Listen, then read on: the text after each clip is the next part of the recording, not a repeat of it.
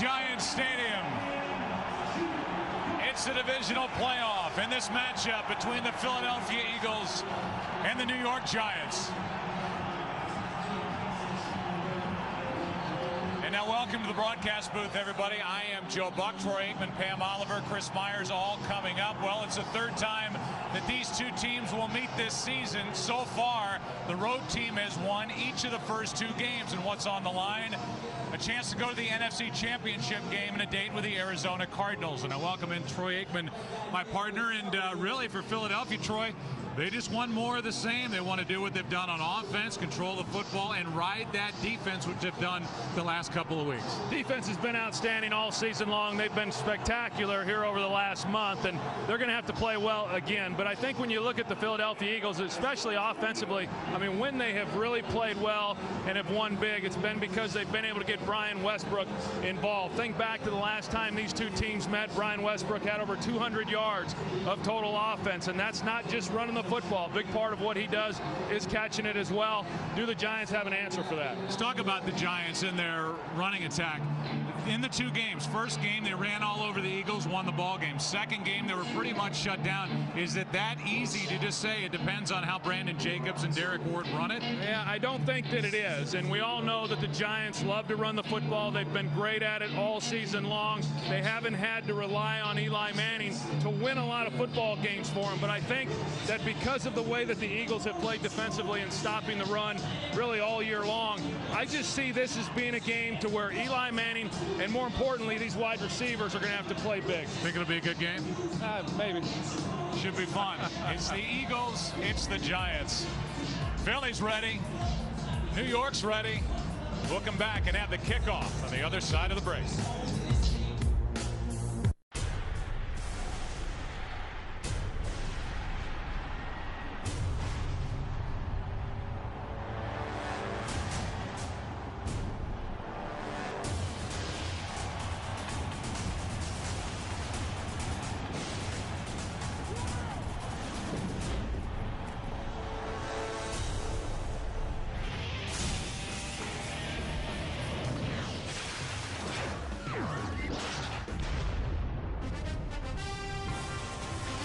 It has been a good one over the years, this rivalry between these two organizations.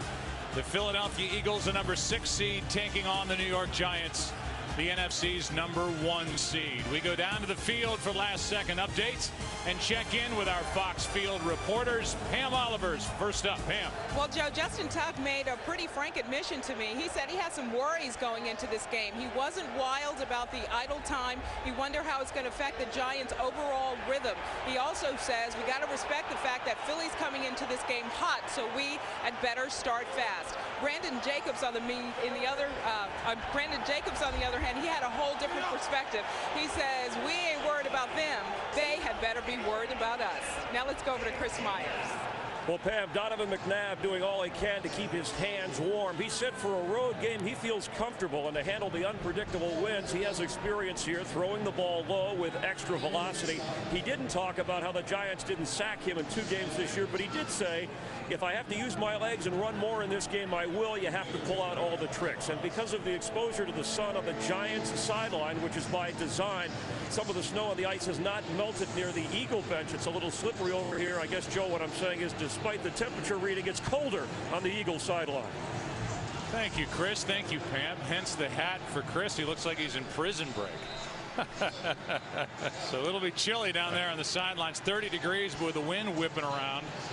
It is cold down on that field, and because of the conditions, the Giants and their head coach Tom Coughlin have decided to have both of their place kickers activated. They're going to have Lawrence Tynes for kickoffs and long field goals. There is Tynes. The Giants won the toss. They receive, and so David Akers will kick it away for Philadelphia.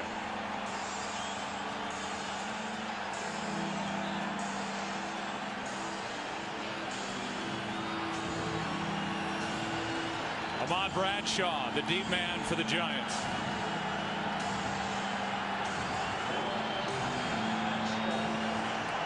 And the wind knocks the football off the tee.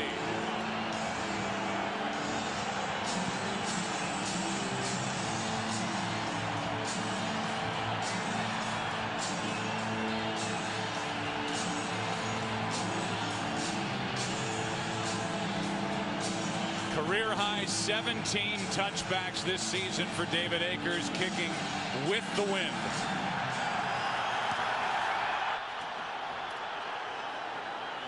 From about a yard deep in the end zone, it's Bradshaw. Room to run. What a start. Akers forces him out. No flags.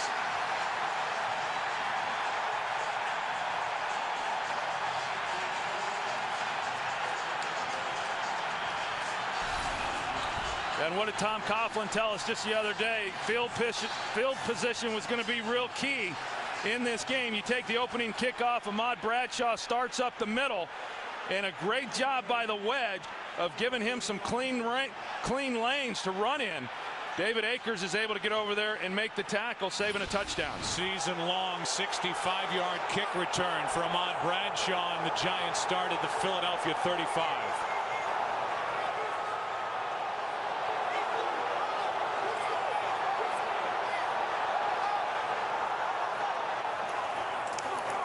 And they'll start with a throw to Smith, left alone, and the pass just floated. Turned Steve Smith around, and even though he was wide open, he and Eli couldn't connect. Well, look at how open Steve Smith is. Asante Samuel guesses and guesses wrong.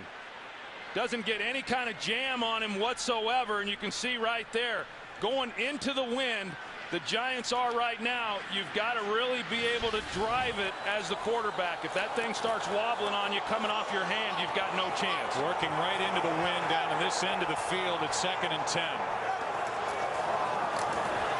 Jacobs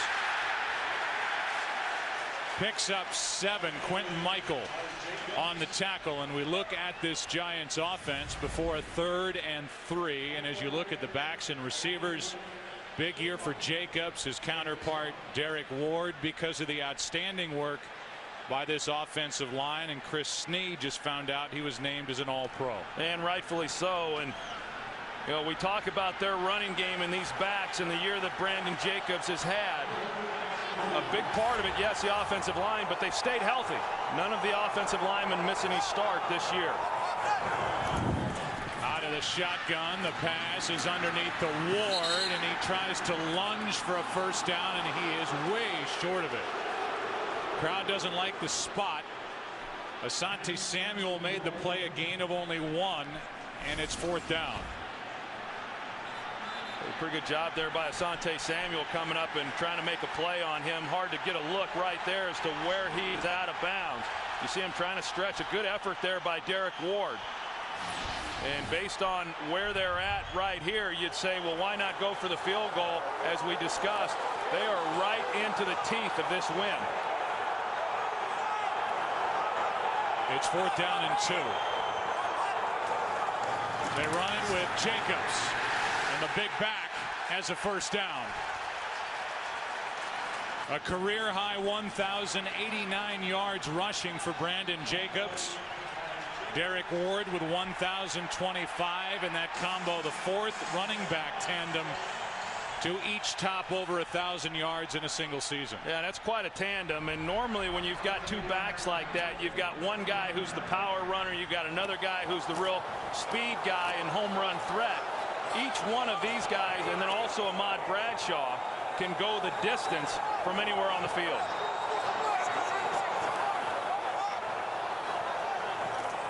A blitz from the Eagles. Giants pick it up. Manning throws and hits the tight end, Darcy Johnson. He has another New York first down. And they've worked Darcy Johnson more and more into the offense here with the Giants. Darcy Johnson, an athletic guy, but the offensive line, you're going to see the protection that they're able to give. They bring a linebacker blitz last week. The Eagles ran a lot of that as well, but you've got Darcy Johnson there on an out route. A ball again from Eli Manning, not real tight, but he's able to get it there before it got defensed. Inside the red zone. First down at the 11. Jacobs, right side. And a good play is made by Brian Dawkins. Just a 2-yard gain. Dawkins is the emotional leader of this defense for Philadelphia. As we say every week, they have a lot of rotation up front with this group. They get Victor Abiamiri back and healthy for their nickel defense up front, and they have a young group of linebackers, not very long on experience, but they are, for the most part, still energetic and moving around the football field awfully well. Yeah, they've played well. Their play has gotten better as the season has gone along, and I think that's why the defense also has gotten better. 2nd and 8, it's Jacobs. And there was nowhere to go. Abiamiri was in on the tackle, and Patterson was there to anchor it up front for Philadelphia. It's 3rd and 8. And Mike Patterson's going to be a real key all day long in terms of trying to slow down this rushing attack of the New York Giants. Patterson has played well all season long, as has Broderick Bunkley. And I know that the Giants have great respect for both of those guys and know that they're going to have to get them moved out if they're going to have any chance. It's 3rd and 8.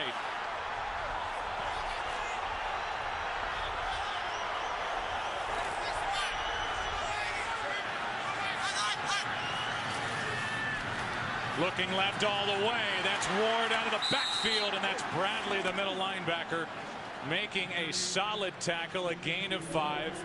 It is 4th down, and it's the field goal unit sent on by Tom Coughlin. And there's a great example of some good play there at linebacker by Stuart Bradley. You know, he's in the middle, and then he's got to run out. They're trying to run a little bit of a natural pick, but he's got to use his speed in order to get out there on Ward so that Ward cannot outflank him, you know, with the ball. And he's able to do that and keep them from picking up the 1st down. Overall, considering where the Eagles or where the Giants got the ball there, a nice job of holding them to a field goal attempt. Giants started the drive at the Philadelphia 35, and it ends on a John Carney 22-yard field goal. What set it up? The 65-yard kickoff return by Ahmad Bradshaw translates to 3. 3-zip Giants. Today's game on Fox is sponsored by Southwest Airlines. Low fares, no hidden fees.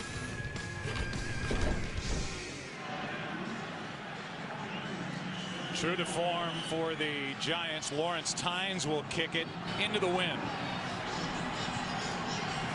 Quentin Demps, the rookie, is waiting deep.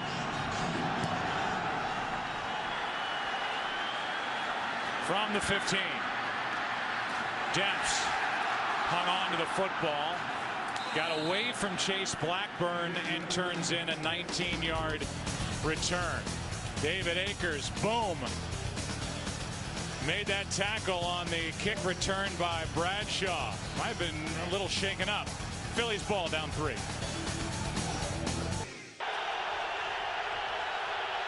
First possession for the Eagles, down by 3. McNabb rolls to his right and fires a laser out to the rookie Deshaun Jackson, who's had a great year, good for 9 yards.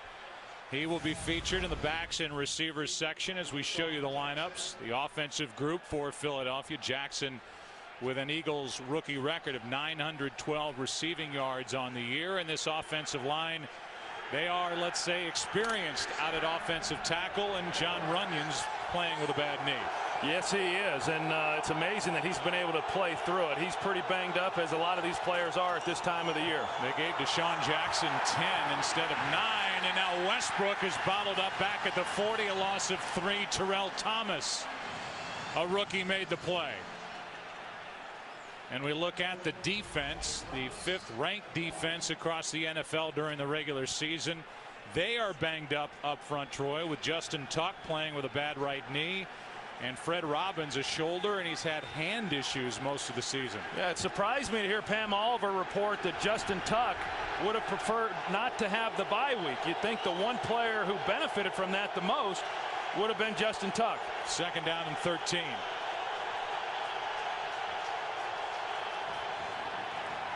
McNabb dumps it off. Buckhalter, nothing. Brought down by Johnson, a loss of 3.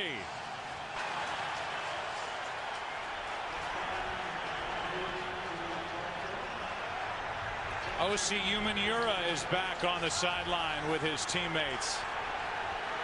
Went on IR at the end of August. 13 sacks last year, including 6 in one game here against the Eagles.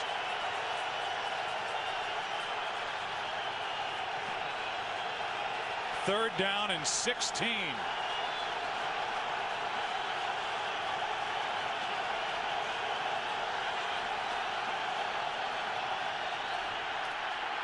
McNabb with time down the middle, fires behind Kevin Curtis. And it's 4th down. So the Eagles offensively do a good job of giving Donovan McNabb some time, but the secondary throughout that series played 6 defensive backs. You've got Corey Webster there on Kevin Curtis. Great coverage. Man-to-man coverage across the board. Nowhere really for Donovan to get that ball. Savraka will punt it with Dominic Hickson waiting deep. And it's a false start against the Eagles. False start. Offense number 38. 5-yard penalty, still 4th. You can hear the effect of the wind on the microphone down there. The umpires having to pretty much stand over the football prior to the center getting to it just to make sure it doesn't roll. 4th down and 21.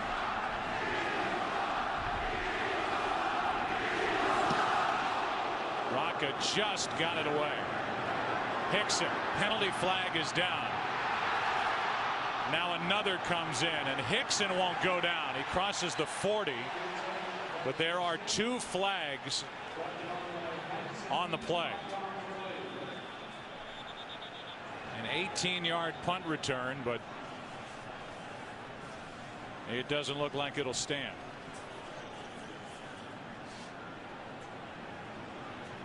That was the first one thrown near the sideline, and the other one in the middle of the field as this officiating crew gets together and talks about it. Mike Carey, who was the referee for Super Bowl 42. The Giants beat the Patriots as the referee here today.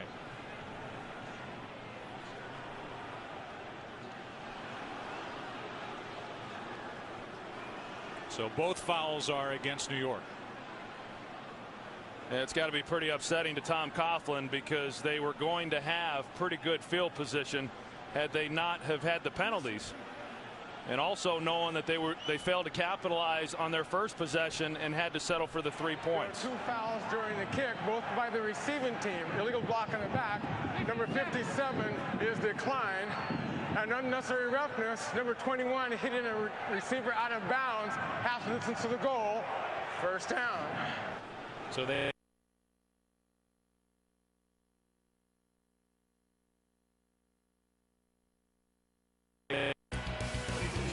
drew a flag. Today's game on Fox is sponsored by State Farm, proud sponsor of the NFL and the best day of the week by Taco Toyota, moving forward. I'm gonna give you every inch of me on this field. Give me the same in return. All of that. Stop bubbles, baby. 1, 2, 3. All of it. We out in there, baby. It is just that, a grudge match. And those were the words of Brian Dawkins, who fires up this defense weekend after weekend.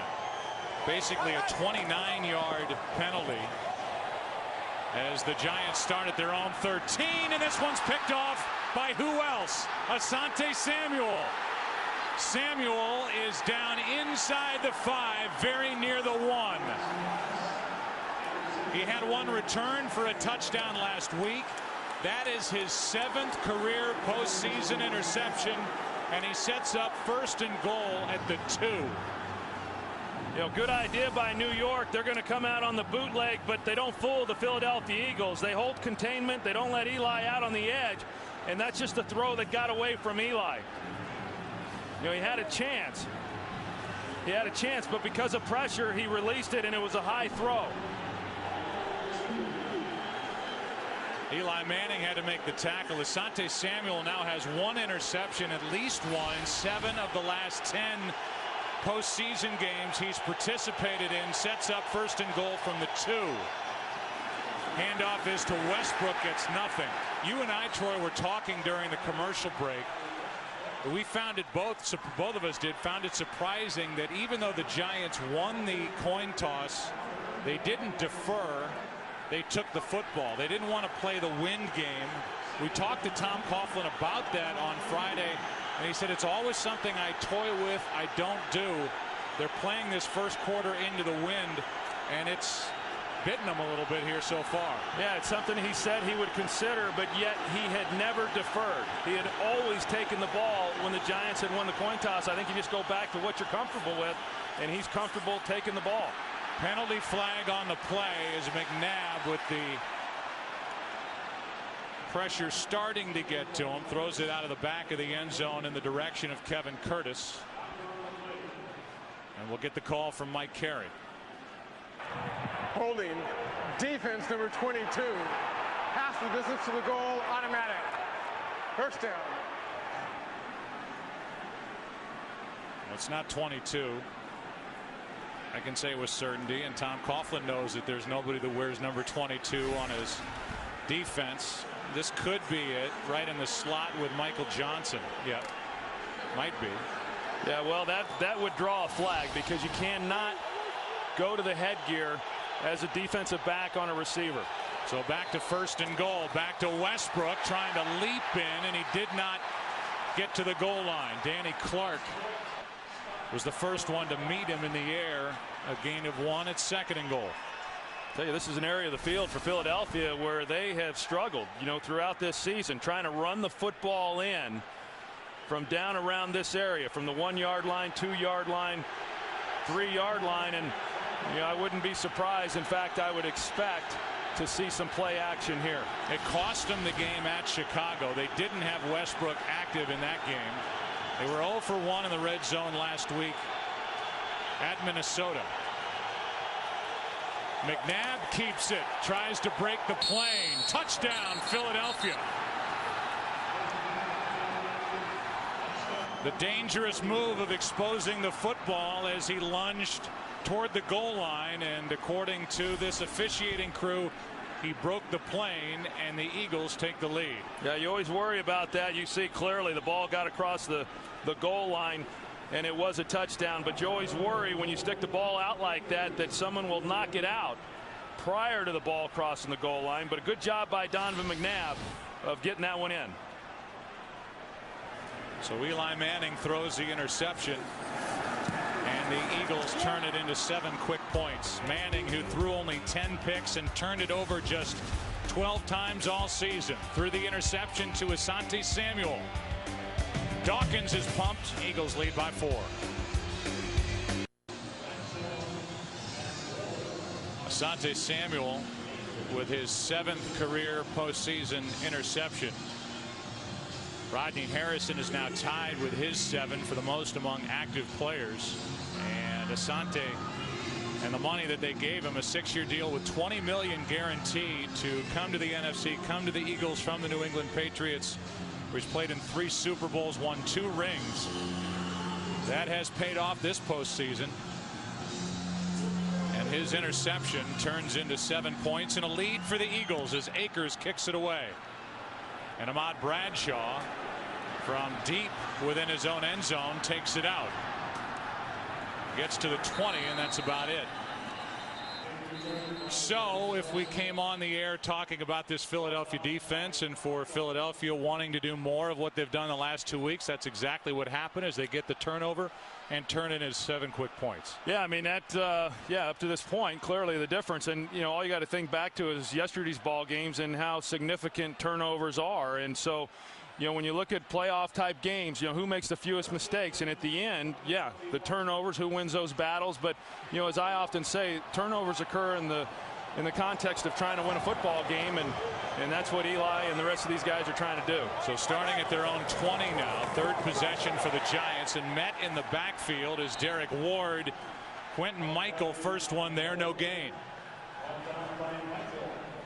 Well, there's no doubt in talking with Jim Johnson, who is actually upstairs today because of a back that has given him some problems. This is the first time that he's been in the coach's booth, at least while he's been the defensive coordinator for the Philadelphia Eagles, and he might like that vantage point. You're able to get up there and see things much clearer than what you're able to when you're on the sidelines. The drawback is then you don't have the interaction with your players. 67-year-old defensive coordinator, very unassuming, a big force in this league. Former quarterback collegiately at the University of Missouri as Ward carries it for 2. And it'll be 3rd down and long coming up for the Giants. And now Samuel and Ward get up yelling at each other, and Stuart Bradley sticks his nose in there. Well, I don't know what happened at the bottom of that pile, but Derek Ward, he came up and he was shoving before he even got up to his feet at the end of this play. So you can see Brian Dawkins come in with his headgear, and he's known for doing that. I would take exception to that as well. I'm actually surprised it maybe didn't draw a penalty. Derek Ward clearly on the ground before Brian Dawkins came in. All-time leading 200th career game for Brian Dawkins in an Eagles uniform. 3rd down. Manning throws, beautiful throw, and coming out of his break is Smith. Good for a Giants 1st down and 12 yards for Steve Smith. Trent Cole, the last time these two teams played, had a monster game. He was very disruptive in both the running game as well as putting pressure on Eli Manning. You see what they're doing there. They're giving extra work to his side in order to keep him off of Eli and give him a chance to throw the ball within a clean pocket. And Steve Smith, this is where he's good. 3rd downs, working the inside stuff. Runs a good route, gets some separation. Easy 3rd down completion. Handoff is to Ward, and Ward got to the line of scrimmage and bounced backward. Gokong was in there. Michael was the first one there for the Eagles, and it's getting awfully chippy here early in this game with 3.5 minutes left in the 1st quarter. Well, we saw Quentin Michael come up and take out Madison Hedgecock there, which is what disrupted the play for Derek Ward. And there's a lot of bodies there flying around, and you got Deal, Keem Jordan knocking him over the pile. I tell you what, you better keep your head on a swivel at the end of these plays. 2nd and 10 for the Giants.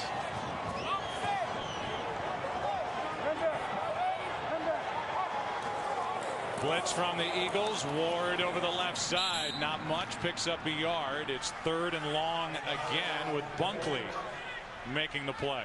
Well, and this is what Jim Johnson talked about the other day, is we are going to put an extra guy in the box, and we're going to do everything we can to shut down their running game, whether that's Derek Ward in the lineup, as he has been on this possession, or Brandon Jacobs. But they wanted to get them to 3rd and long. That has been the key to the Eagles' success, and certainly the key the last time these two teams played. Get them to 3rd and long, and then they can start bringing the pressure on Eli Manning. Since the interception, the Giants have run 5 plays, 4 on the ground. It's 3rd and 9. A pocket for Manning, who throws a floater to Toomer, incomplete, out of bounds. And so 4th down now for New York as the Eagles defense forces another punt. I tell you, Asante Samuel is able to get a jam on Amani Toomer, but then Samuel goes inside and leaves Toomer wide open on the sideline. Eli's able to find him, but he's having a hard time throwing the tight spiral to drive it through the wind. Every time he's tried to get one down the field, the wind has gotten a hold of it and really has made his balloon like a kite. Fiegels is having maybe his best year. Deshaun Jackson with nothing on the return, and Jeff Fiegels, a penalty flag comes in at the end. Jeff Fiegels, who is headed to his 2nd Pro Bowl and who has his highest gross punting average of his career, just hit a 45-yarder with nothing on the return. During the return, illegal block in the back. Receiving team, number 37. Half the distance to the goal.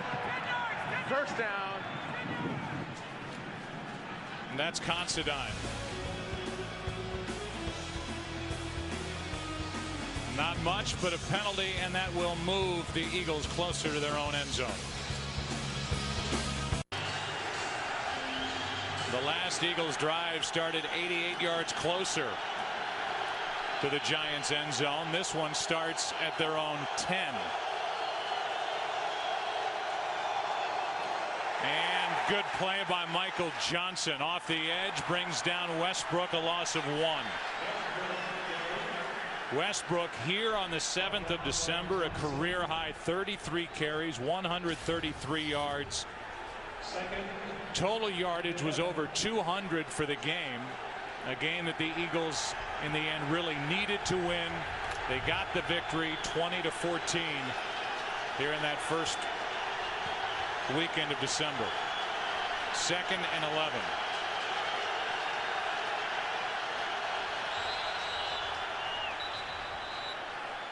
And movement. L.J. Smith. False start. Offense number 82. 5-yard penalty. 2nd down.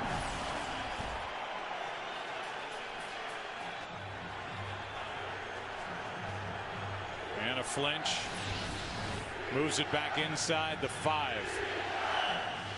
We're seeing right now New York mix up their defensive personnel packages quite a bit. First down, they were in their base package, 4 defensive backs. Even against standard personnel on 2nd down, they went with 5 defensive backs.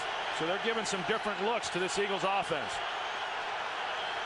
Westbrook at the top of your screen. Instead, they hand it off to Buckhalter, Troy, something we saw a couple of times last week at the Vikings. They spread Westbrook out. All eyes go to Westbrook, and then they hand to Buckhalter. This time they do tuck on the tackle, a gain of 5. Yeah, and I think Buckhalter needs to be more involved. I mean, you're always wanting to get the ball to Brian Westbrook. There's no doubt about that. But Correll Buckhalter, when he has been given his opportunities, he has played exceptionally well. Think back to last week, 2 carries, but one of those 27-yard run.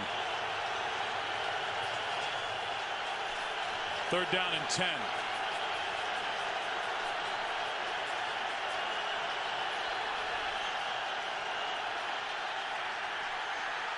McNabb gets rid of it. The pass through the hands of Avant.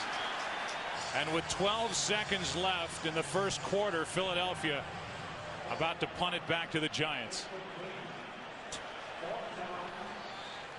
Well, as we know, Steve Spagnuolo worked under Jim Johnson for a few years there with the Philadelphia Eagles, and he likes getting an offense into 3rd and long as well. You've got Terrell Thomas coming around on the blitz, and he just misses knocking that ball out of McNabb's hand before the throw.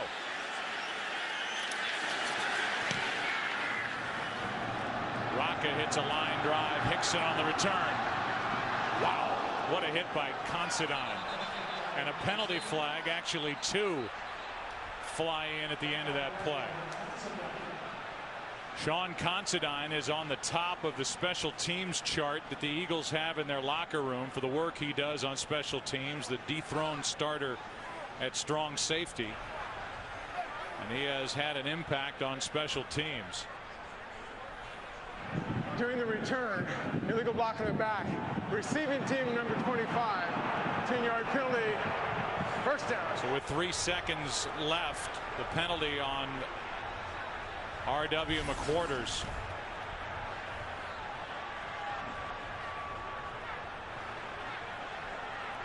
And number 25 is guilty of the block in the back on the former Giant, Tank Daniels. Well, you can see the frustration on Tom Coughlin's face. That's twice now that they've had an opportunity. Now the field position here is still pretty good, but not nearly as good as what it was going to be. And you know, field position is so vital to being able to move the football and come away with any kind of points when you're going up against a defense that has been as red hot as what the Eagles has been. Eli Manning cannot wait to snap this ball, have 3 seconds elapsed from the clock, and switch sides of the field. Working into the wind, it's Jacobs. Good run on 1st down. Picks up 11.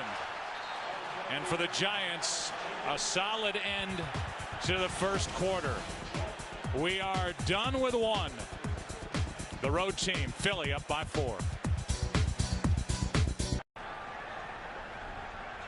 The Eagles have just 10 yards of offense, but they have the lead as we start the second quarter. 1st down, Giants at their own 47.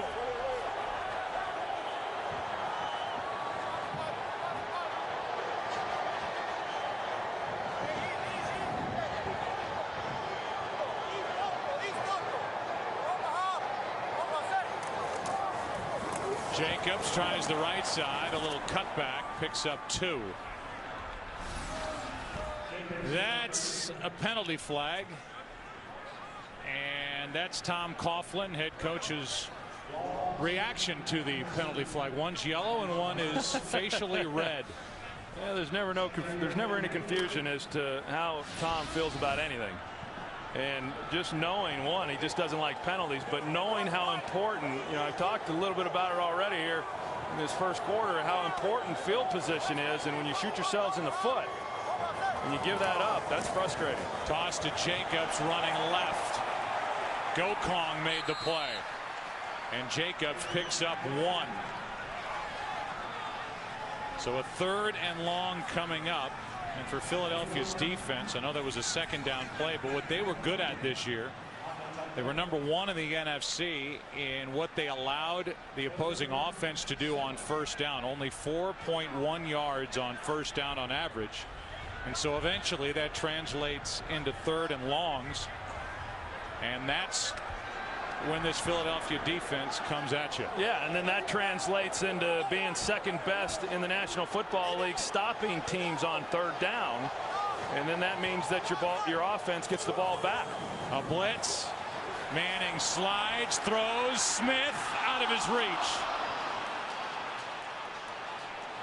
It was there. Manning missed him a little too deep, and it's 4th down. Yeah, Steve Smith, he's able to get by him. You're going to see Sheldon Brown, who's in coverage, and he's got safety help over the top, but Dawkins was a little late getting there, so a better thrown ball, and Steve Smith is able to make a play in behind the safety coverage. But now New York is throwing with the wind, so that presents another set of challenges for a quarterback throwing with the wind. Fiegels hits it. Kind of a knuckleball that takes a bounce, and it's still alive, down by Zach Diassi. Terrell Thomas knocked it back into play, and Diassi got on top of it at the 5. What a good play by the rookie Terrell Thomas. And now Philadelphia will take over at their own 5, up 7-3.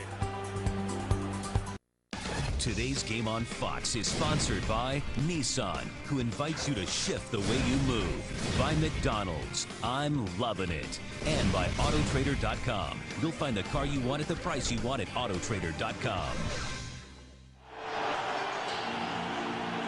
The Eagles' first play today was a 10-yard completion to Deshaun Jackson. Since then, they've run 9 plays for no yards, but they have a touchdown. 10 total yards for the Eagles offense. Starting at their own 5. And a blitz from the Giants. Handoff is to Westbrook. Picks up a yard and a half. The ball comes out, but they've blown it dead. The play is dead at the 6. And the ball belongs to Philadelphia. Yeah, look from here that he was down, and a good call there by the official. Take a better look at it here and see if his knee's on the ground before the ball comes out. Yeah. His arm was. The ground caused it. It's 2nd and 9 from the 6. I'll tell you, this Giants defense up to this point has done a good job on Brian Westbrook. That was a #1 priority coming into the game, and they've accomplished that so far. Another blitz. McNabb is in trouble. Just flips it out of there. And they throw the flag. If it happened in the end zone, that's a safety. And it did, and that's a good call. Donovan McNabb clearly within the pocket. Grounding. Offense number 5. No receiver in the area. Safety. That's a good call. Donovan McNabb was clearly in the pocket and trying to avoid the sack. Throwing it out, no receiver in the area. You're going to see as he drops back. Good pressure there. Justin Tuck coming off the edge. He's the first one there, and just an attempt to get it out. He had nowhere to go, nowhere to escape. The guys filled their lanes inside. Good defensive stand. And so how about that? The New York Giants in 2 games, even though they had 42 sacks on the year, 6th best total in the NFL, did not have 1 against Philadelphia. Had 15 against the Eagles last year. And here in the divisional playoff game, it's Justin Tuck getting McNabb and forcing the 2-point safety. Yeah, and Justin Tuck, as we talked about, he has been banged up. He's only had a half a sack over the last 4 games. In fact, this entire defensive unit has not been nearly as productive getting after the quarterback as we had seen earlier in the year. I think it's a group that had just gotten worn down. So although Justin Tuck wishes maybe they had played last week and just kept on going, I think the bye week really served them well and has gotten them healthy. And we witnessed that on that last play. So 12.5 left in the first half. The Eagles lead is 2. Now Rocca with a free kick and waiting deep. Bradshaw and Hickson going to punt this into the wind. So the Giants at the very least should end up with good field position. Good punt from about the 20. Bradshaw dragged down from behind by Tracy White. A 12-yard return. Justin Tuck, big number 91, adds 2 to the scoreboard for the Giants. 7-5 Philadelphia.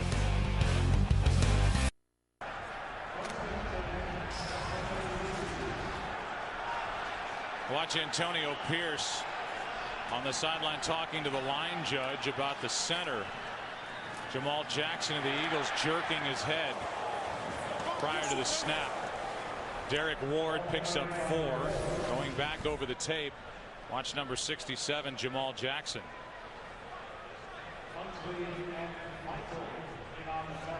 Yeah, I didn't see much there, but it never hurts. I don't blame Antonio Pierce for going over to the line judge and saying, hey, you know, I want you to take a look at this. You know, as a center, you can't jerk your head up.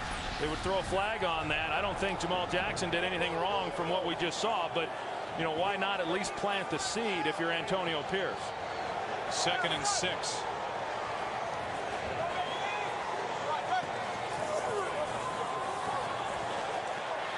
Manning throws and hits his tight end Kevin Boss. And Boss, from where they're spotting it, looks like he's got enough for a first down. He does. Well, and Kevin Boss has come along. You know, think back to last year and the job that he did in the playoffs last season, and didn't have a lot of catches, but boy, the ones he made were sure big catches. Thinking about the Dallas game before the half, certainly in the New England game in the Super Bowl, but he's had a nice sophomore year. Last year took over for the injured Jeremy Shockey. Shockey did not have a touchdown this year for New Orleans. Boss had 6 for the Giants, a gain of 3 by Derek Ward. And we look ahead to next weekend. It will be the late afternoon window in the NFC Championship game. The Arizona Cardinals are in. If the Eagles win here today, the game will take place in the desert. If the Giants win, the Cardinals have to come east. I tell you what, congratulations to Ken Wisenhunt and that entire team. Clancy Pendergast, the defensive coordinator, doing an outstanding job. That defense right now has surprised a lot of people in how well they are playing. Forcing 6 turnovers last night. This one was almost won by Manning. A penalty flag is down as Quentin Michael stepped in front of Kevin Boss. And a flag is down on the play. Illegal hands to the face. Defense number 55. 5-yard penalty, automatic first down. So that's Stuart Bradley, and even had Michael stepped in front, it would not have held up. And we take a look at the penalty by Bradley. Yeah, he's right here in the middle. He's your middle linebacker, and see exactly what it is that he does. He comes in on the blitz, and yeah, he's got a whole look like of Sean O'Hara there, you know, right underneath the helmet. That's a big penalty. You know, right now what we've seen of Eli Manning in terms of throwing the football, he's just been a little bit off. I mean, there's been some opportunities for him to be able to make some throws and get some completions. It just has not happened. And even that last one got behind him, and yeah, there was the penalty, but that ball could have been intercepted. Manning throws, looking for Boss. Forced out by Bradley, one of the better throws, and 21 yards to Kevin Boss. Yeah, they come right back to the same route to Kevin Boss. This time, however, instead of having a safety on him, they've got Stuart Bradley in coverage. And once Stewart Bradley was inside and having to play inside out with an outside breaking route, as long as Eli got this ball to the outside, it was going to be an easy completion. 5th round pick last year from Western Oregon, Kevin Boss. 33 catches on the regular season. Here's Jacobs. Cannot get around Parker, and Michael is there to finish up. No gain. Under 10 to play in the first half. The Giants moving it now, down by 2. Well, I'll tell you, the Eagles are really overselling in order to shut down the run. And as Jim Johnson told us coming into this game, the real key is stopping Brandon Jacobs and Derek Ward. And if we can do that, we want to put the game in the hands of Eli Manning. And for the most part, they have done a good job shutting down a run. And that's why I think that for the Giants, at least here early in this game, some of the bigger plays that they're going to get are going to have to come through the air. And Manning has to take a timeout with a play clock about to expire. 2nd down for the Giants when we come back as they trail by 2.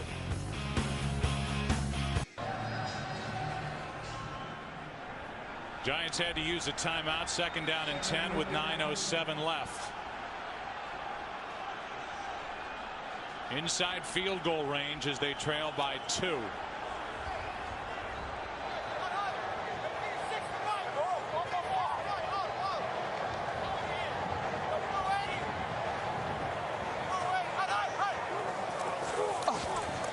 A blitz, the pass for Hickson, cannot get to it. A lot of wobbly passes from Eli Manning so far in this first half. Seems to be working with the wind, and it's now 3rd and 10. They're going to bring the blitz off the edge here with Brian Dawkins, and the Giants pick it up, and they're able to give Eli a pretty good pocket. You know, the Giants feel like they've got a good understanding of where those blitzes are coming from, and that's why they've been pretty successful in blocking it up. But that's another opportunity missed. Dominic Hickson was able to get in behind Sheldon Brown. They're just not able to connect.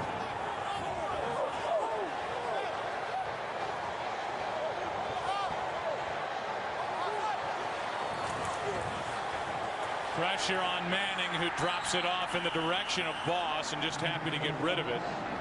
It's now 4th down in the field goal unit, and John Carney will come on for the Giants, trying to regain the lead. Eli Manning last postseason had a quarterback rating of 123.2. Completed passes at a rate of 61%. 6 touchdown passes, only 1 interception, which happened in the Super Bowl. He's thrown a pick in this game, and so far has been a little erratic in the first half, trying to get the ball to his receivers. 46-yard try for the lead. Carney pushed it.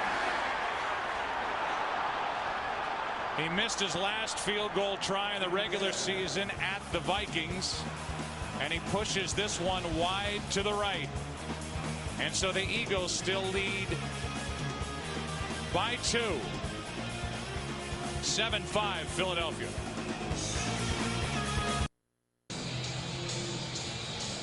Now it's Donovan McNabb's turn to work the official. In this case, referee Mike Carey. Still talking about the safety. Yeah, he made it 7-5. He's trying to say that he got hit as he was throwing, and that's why the ball came out and was in the area of no receiver and should not have been a safety. Nice try. Taking over at their own 36, it's Westbrook. Westbrook gets nothing, rather Buckhalter. And Buckhalter stopped at the line of scrimmage. Let's go down to the field and Chris Myers. And on the Eagles sideline, McNabb through most of the first quarter talking about the wind and how when it was behind him, it would push the ball upward and in the air. Now he's looking into the wind, and Donovan sleeveless, gloveless, and said before the game if it gets cold, he'll put a glove on his left hand. He'll go bare hand, but the wind is more the issue. Yeah, that's what we've seen from Eli Manning, you know, throwing with the wind, then the ball tends to sail away from you. On 2nd and 10, pass is complete. That's Brent Selleck. Selleck is out across the 40 to the 41, a gain of 5. So far, if the story was Westbrook coming in, 5 weeks ago he had 203 total yards here at Giant Stadium against the New York defense. So far, -3. -3 yards for Brian Westbrook, the biggest weapon for the Eagles. Well, the Giants have got to feel good about that, but they know they've got to do it throughout the entire ball game. Think back to last week. The Vikings, that is, had him bottled up throughout the entire ball game, and then all of a sudden he catches a 70-yard screen pass for a touchdown, which ultimately was the difference in that game. Play clock is down to 1. They throw the flag, but a timeout was taken. Timeout, Philadelphia, their first 30-second timeout. Take a look at the season review for the New York Giants. Michael Strahan retires. Osi Umenyiora lost during the preseason to the knee injury. They come off the Super Bowl and have an 11-1 start, best in Giants history. Plexico Burress self-destructs. They beat Carolina here a few weeks ago to clinch home field advantage. That was their only win, Troy, in their last 4 games. All of that coinciding with a loss on the field of Plexico Burress. Yeah, and a lot of discussion coming into this game about the fact that they had lost 3 of their last 4. And, you know, the players and coaches, as you would expect, pointed to the fact that when they had to win a game against Carolina and clinch home field advantage, they did that. I think more importantly, you think back to last year, they had lost 2 of their last 3 going into the playoffs last year, and it didn't seem to affect them. 16 total yards in this half for Philadelphia. 3rd and 5. Over the middle, pass is caught and hung on to by L.J. Smith. First down, Philadelphia. Well, that's Philadelphia's first conversion now on 3rd down, and they're able to get to Donovan McNabb. It's just a little bit late. And 2 guys there on L.J. Smith. Donovan making a good throw and fitting that one in there. You see there Matthias Kiwanuka coming down low on Donovan McNabb. Giants in this game offensively 1 for 6 on 3rd down. Philly now 1 for 3. Toss to Westbrook, running right. A 2-yard gain by Brian Westbrook. Justin Tuck out there defensively for New York. And Donovan is having trouble with his helmet. Had to change it during the timeout. Now he's back to a different one. Yeah, a lot of times when you change helmets like that, it's primarily because you're not getting the call from the sidelines as clearly as what you'd like. Maybe the communication device is breaking up on him, and he's not hearing as well as what he'd like to, so he goes with the backup helmet. 2nd down and 8. Now his chin strap's unbuckled. Still unbuckled as he hands to Westbrook, his biggest run. And Westbrook picks up 7. Blackburn on the tackle. And Westbrook, it appears, is inches short of a first down. McNabb kind of piecemealing this thing together. The chin strap comes loose, then he runs back over to the sidelines, gets the chin strap off the old helmet, trying to get him as comfortable as he can out here. So now he's got a new chin strap, and he's got a 3rd and 1 facing him.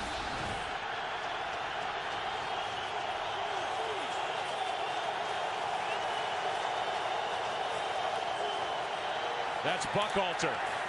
And that's a good run on 3rd and 1. Terrell Buckhalter fought his way for a first down. It is a good run, Joe, because the Giants did a pretty good job of clogging that thing up inside. Not a lot of places there for Buckhalter to take it, but knowing that he just needed a yard, was able to put his head down and pick it up. That's one that won't be talked about much at the end of this ball game, but certainly kept this drive alive. So first down, Philadelphia. Up by 2. McNabb stumbling, somehow got it back into the arms of Westbrook, who picks up 1.5 yards. And McNabb's having all kinds of trouble. Either equipment or that time with his footing coming out from under center. Yeah, sometimes you get stepped on. It looked like that's what happened. You know, a lot of times these centers, when they hike the ball, they take a false step back. And as a quarterback, if you're not getting your feet out of there fast enough, then you get stepped on, and that's why you come out stumbling. And you're right, he was fortunate to be able to make the handoff. And you take a look at this right here, this play selection. It's been a long time since Eagle fans have seen That kind of ratio. It had been 4 straight running plays, and now this one is through the hands of Deshaun Jackson with Antonio Pierce right there with him. So now 3rd down and 9. The Eagles have converted on their last 2 3rd down tries.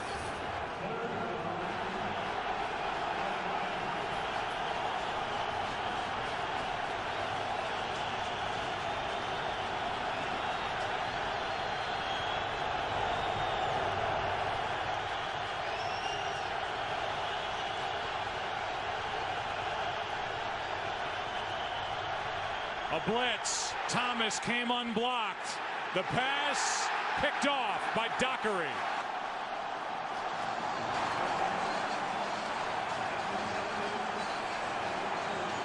The rookie Terrell Thomas has had a very good first half, and he forced that pass as he came on the blitz.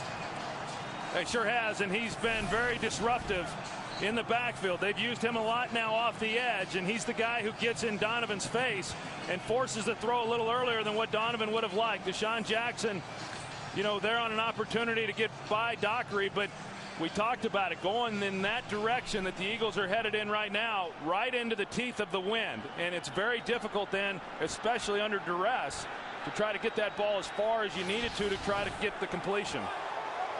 So now each side has turned it over. Each quarterback has thrown a pick.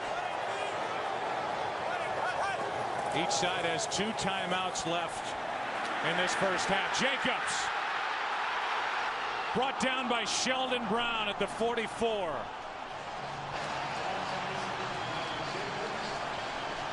A 24-yard gallop by Brandon Jacobs. Well, they don't talk a lot about Madison Hedgecock, but watch the job that he does coming off the line of scrimmage and how he leads the way then for Brandon Jacobs. A nice block on Quentin Michael, the safety, gives him a lane, and out in the open field, we all know Brandon Jacobs, a big man and very difficult to bring to the ground. Yeah, not going to go down on the arm tackle try. That was the longest play from scrimmage of this game for either team. 24 yards, and now Derek Ward over the right side picks up 5. Stuart Bradley on the tackle for the Eagles. You know, Sheldon Brown, who's on the opposite side of where this ball was run, comes all the way across the field, and he's the guy who ultimately makes the play. Great hustle on his part. It's a 24-yard run by Jacobs. He has 49 yards in the game. The Eagles have only 39 yards of offense. 2nd and 5.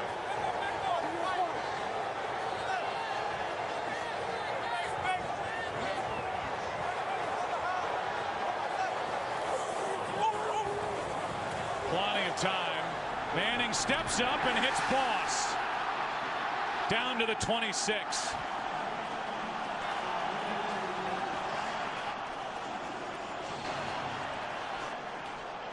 Stuart Bradley fell down in coverage, and Kevin Boss is good for 25 yards. Well, Eli Manning was looking elsewhere, but when he steps up into the pocket off the play action, it forces him then to get his eyes right to his tight end. And Kevin Boss runs a good route. Bradley goes down. Good execution. Here's Jacobs left side, a cutback, and throws his helmet into the chest of Bradley. That'll take us to the 2-minute warning. A 5-yard run by Jacobs after the 25-yard pass to Boss. Giants moving it down 2.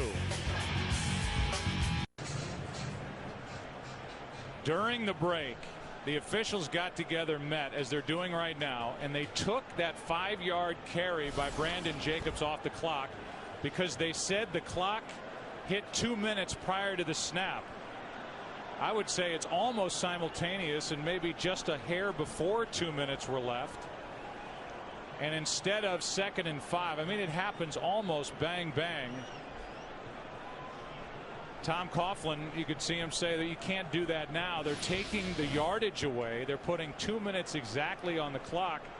And instead of 2nd and 5 at the 21, it's 1st and 10 at the 26. Maybe not a big deal, but you know that Coughlin would love to have that 5-yard run and a nice manageable 2nd and 5 coming up. Well, the problem as I see with that is that it was not stopped, within regulation. It wasn't until Andy Reid went over and had the conversation with him. Either way would have been okay if they had ruled it had hit the 2-minute warning or not. I can't believe they went back and changed it, though. Here's a quick throw to Dominic Hickson, and he is wrapped up by Sheldon Brown, but a penalty flag is down. And it's an offside against Philly, so in the end, they're going to end up with 1st and 5.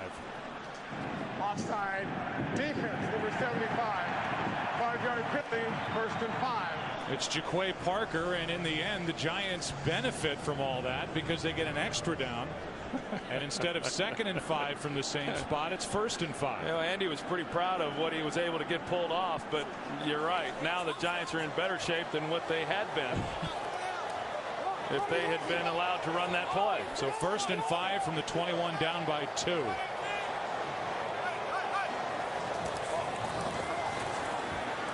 Kind of a short arm throw by Eli Manning in the direction of Amani Toomer. Off his right hand, incomplete. Well, we saw that Eli Manning's wearing a glove on his left hand. He has never worn a glove on his right hand. In fact, the last time he even wore a glove on his left hand was in the NFC Championship game. It's primarily, when it's cold that he does that. Now we got Kareem McKenzie, the right tackle, going off the field. And Kevin Booth should be then coming in his place. Big number 77 is out at right tackle for Kareem McKenzie, who has been bothered by bad back, but he limped off. Looked like something with one of his legs. 2nd and 5 over the middle, up for grabs and incomplete. And Eli Manning now has completed passes at less than 50% here in this first half. That last one intended for Kevin Boss. And really fortunate here. You get down here in this area, there's a lot of bodies in a small space, and a ball that gets tipped up like that, more times than not, is intercepted. You got Booth, who comes in right off the bench, and he's got a pass protect. Does a good job of mugging the guy. I think they, you say, well, he did a good job keeping him off the quarterback, but they maybe could have called him for holding on that. And now with 1:45 left in the half, the Giants will spend their 2nd timeout. Well, we're all excited about tonight because Jack is back. Tonight, the new season of 24 finally here with a 2-night, 4-hour premiere. Television's greatest thrill ride returns for a day that will stop the world. Kiefer Sutherland stars in 24. The new day begins tonight at 8 Eastern, 7 Central, right here on Fox. In the end, this has just been an inconsistent and not a very good first half by Eli Manning, any way you look at it. Yeah, he's not as sharp as what we're used to seeing him, and the wind is a factor. I think the cold is a factor also. We see him trying to keep his hands warm, but he's not been real sharp with the football here in this first half. Most points in the NFL in the last 2 minutes of the first half. They have a chance here, 3rd down and 5. Quick throw to Ward, trying to get a block on a screen, and Ward is brought down by Darren Howard, close to 1st down yardage, but looks to be maybe a hair short, and Philadelphia will spend their 2nd timeout. More than a hair. They mark it back at the 17, a yard shy of a 1st down. It's 4th and 1. Tom Coughlin trying to make a decision here as to what he wants to do. I think the decision should be pretty clear. Take the field goal, try to get the lead, and see what happens defending with the wind at your back here at the end of the half. Yeah, and I'm wondering what the hesitation is, because I would agree with that. I think right now, if you look at it, a 7-5 ball game, 1.5 minutes to go, you have an opportunity right now to take the lead. I think you take that, and you feel good about it going in. I mean, right now, yeah, would you like 7 points? Absolutely. But if the Eagles were to make a stop here, all the momentum then going in at half, forget the fact that the Eagles could go down here and get some more points of their own, but all the momentum then would be clearly behind the Philadelphia Eagles. And here they come. So the field goal unit comes on. Carney missed his last try from 46. This is roughly a 35-yard field goal for a guy who during the regular season had 2 field goals blocked. Missed one, which was his last attempt at the Vikings week 17, And that's it. He's headed back to his second Pro Bowl. 20th year in the league and a 35-yard try. Good snap, good hold, the kick, perfect. And the Giants lead by 1 with 1:33 left in the half. This is the third meeting this season between these two. Week 10 Giants at Eagles. Trailing 36-31, less than 2 minutes remaining. Chase Blackburn makes the play and stops Brian Westbrook to sew up the win for New York on the road. And then Philadelphia just took it to the Giants defense, and in particular Brian Westbrook. 203 total yards in what was a 6-point win here on the 7th of December. And so far this season the road team has won when the Giants and Eagles have gotten together. Yeah, but I'll tell you, the last time they played here in New York, the second game, you talked about it, a 6-point difference. That game was not as close as what the final score would indicate. You know, the Eagles got after them in every way. Yes, Brian Westbrook got after him, and then defensively also. You know, one of the scores that the Giants were able to get was on a blocked David Akers field goal right before the half. But the Eagles certainly come into this ball game with great confidence. One, because they've played very well, but then also because of the success they had in that game here. Meanwhile, we've talked about the poor first half by Eli Manning. How about the other side and adjustments that need to be made offensively, whether it's here at the end of the first half or at halftime by Andy Reid for an offense that has 34 total yards here in the half. Yeah, I mean, they've got to feel pretty good about the fact that it's an 8-7 game. I mean, as poorly as they've played, 34 yards in the field position that the Giants were afforded in that first half. The Giants, that is, just failed to capitalize on that. Tynes kicks it away. Quentin Demps from just outside his end zone. Gets to the 25, and that's it. Plays made by Phillips, the rookie safety. Coming up on the Visa halftime report, Kurt, Terry, Howie, Michael, and Jimmy. Highlights from this divisional weekend of the Fox Sports Ticker will keep you updated with up to the second stats. Tennessee Titans have to wake up today just sick about how their game unfolded yesterday against the Ravens. Congratulations to Baltimore. But I thought watching that game, Tennessee outplayed them, but the turnovers just killed them. Yeah, they don't feel any better in Carolina today either. You know, and you work so hard to get a first-round bye and play at home, and to not take advantage of that, it's a long offseason. Out of the shotgun, pass to Selleck, and he turned and was ready to run before he made the catch. Kept reading all week about Steve Spagnuolo saying 22 eyes on defense on number 36. And so far, they have shut down one of the most important weapons any offense has in the NFL, Brian Westbrook. I'll tell you, you won't find too many offensive players in this league that are afforded more respect by opposing defensive coaches than Brian Westbrook.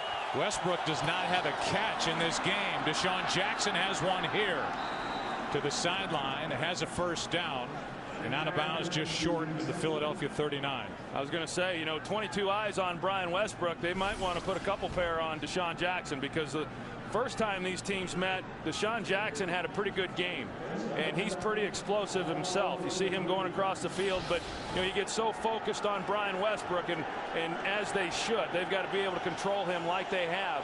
But Deshaun Jackson is one of those big-time players and a big play threat for this team. McNabb throws behind Avant. Catch is made. Tackle is made by Thomas, a gain of 5. The Eagles have done their best to chip away at a frozen sideline where David Akers and Sav Rocca are getting loose.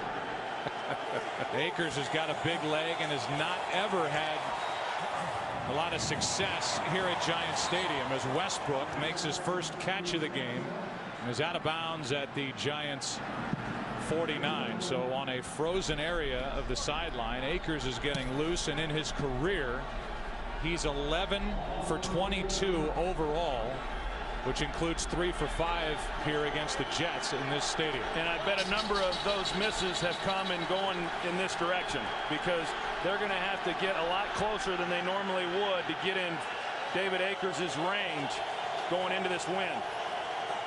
47 seconds remain. Philadelphia has a timeout left. This one is Avant making the catch inside the 35 to the 34. 15 yards, and the Eagles use their final timeout. Well, the Giants, they bring pressure inside, and you can see how much room they're giving Jason Avant. And he just runs a square in, and Donovan McNabb puts it right on him. You know, up until that point, their completions had been underneath things and doing a good job. Donovan was of managing the clock, getting some good yards, get out of bounds, stop the clock, and then they take the shot into the middle of the field. I'm a little surprised, however, that they burned their last time out with 40 seconds left. They could have gotten up there with the first down and clocked it, or they could have even run another play and maybe saved that last time out, you know, for the field goal team at some point later in this half.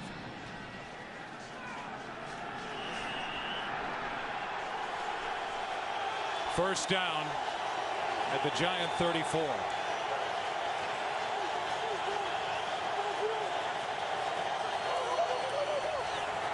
McNabb near the sideline. Deshaun Jackson with a catch, and he rolls out of bounds at the 25. A 9-yard completion with 36 seconds left. Yeah, and so for an Eagles offense that really hasn't done anything the entire first half, you know, now they're moving it pretty methodically. And the reason for that is that from a defensive perspective in this situation, all you're thinking about is, I can't give up the big play. I don't want to give up a touchdown. And so all of a sudden, all those underneath throws become a lot easier to complete. 2nd and 1. McNabb throws it away. You saw the numbers now, 5 for 7, 50 yards on this drive. After Donovan started this game, 4 for 9, 18 yards and an interception. And while the Giants were the best in the league in the category of points scored in the last 2 minutes of the first half this season, the Eagles were right behind them at number 2. Yeah, and I think that's a significant statistic as well for both teams. And what it means is that more times than not, each of these teams has gone in feeling pretty good about what they had done there in the first half. It's 3rd down and 1. Handoff is to Westbrook. He gets the first down, but the Eagles are without a timeout.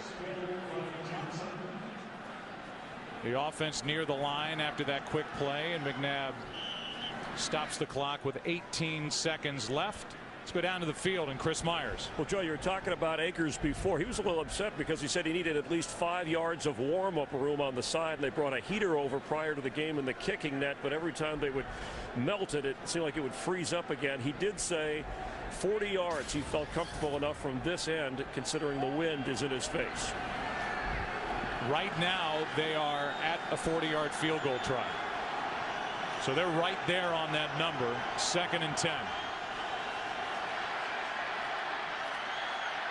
McNabb steps up. Penalty flag is down as McNabb is shoved out of bounds by Antonio Pierce. 10 seconds left in the half. A flag is down.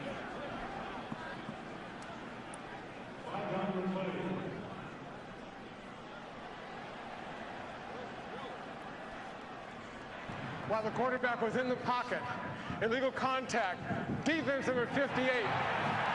5-yard penalty from the end of the run, automatic. First down.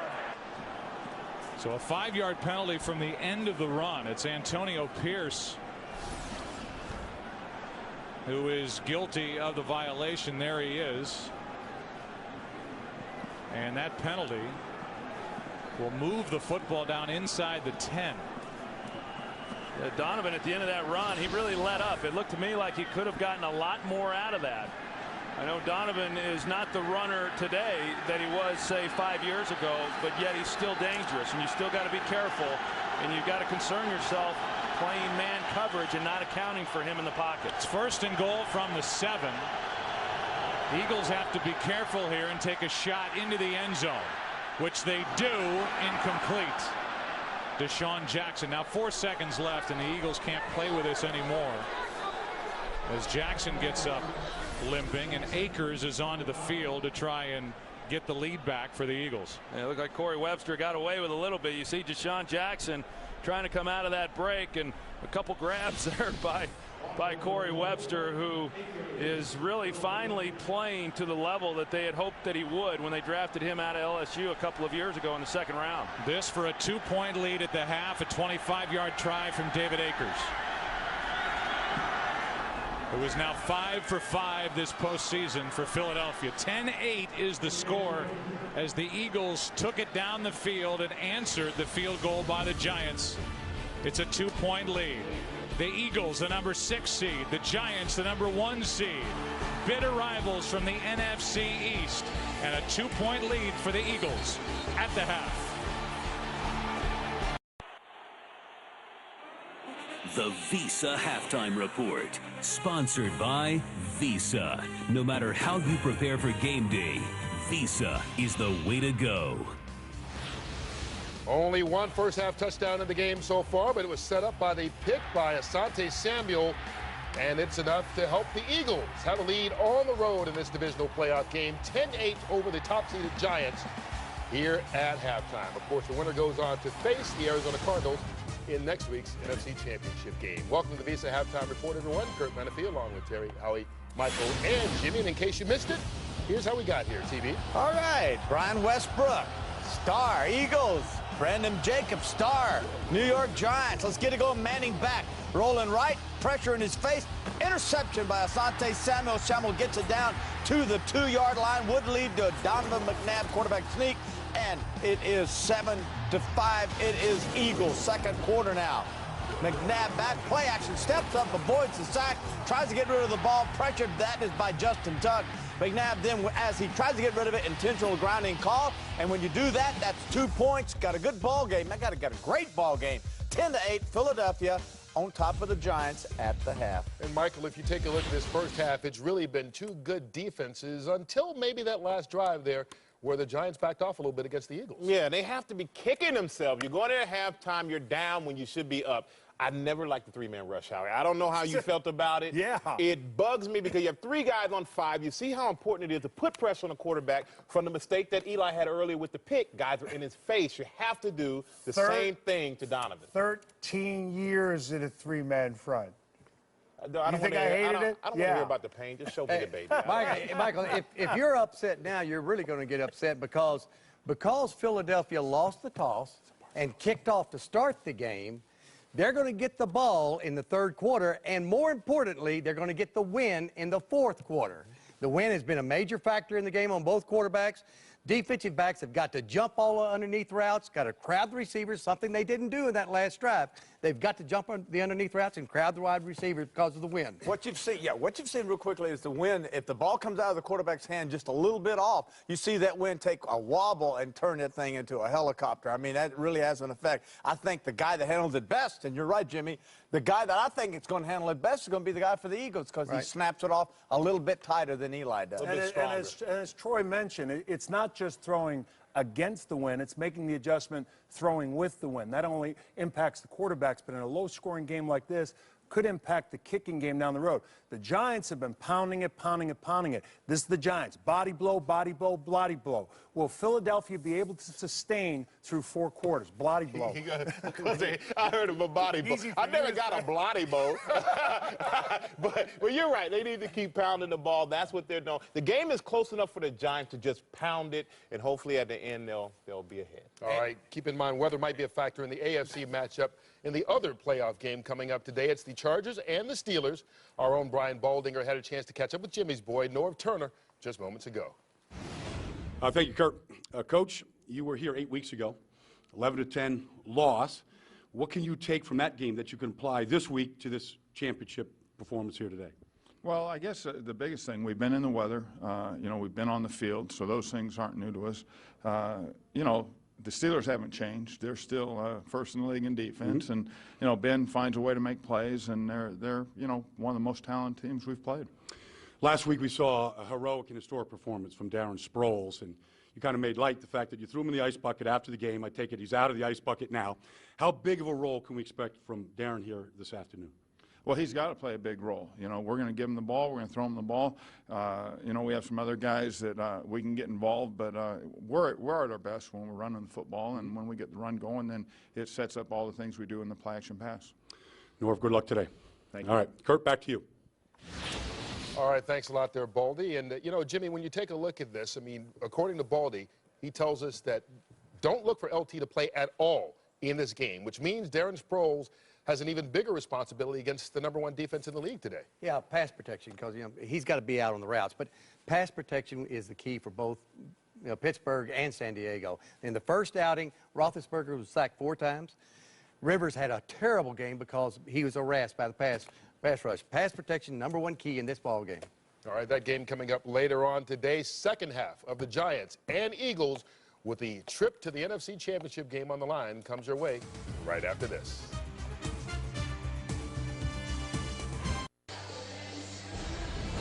It is an emotional divisional playoff game. The New York Giants, the Philadelphia Eagles.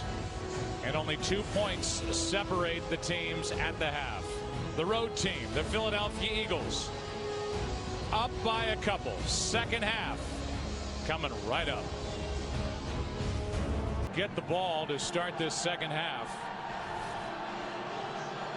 And they will be working in the same direction they were just headed moments ago when they got it down the field, got it inside the 10-yard line, and Donovan McNabb finally was able to put something together offensively to come up with the 25-yard try for Akers. He was good. It's 10-8.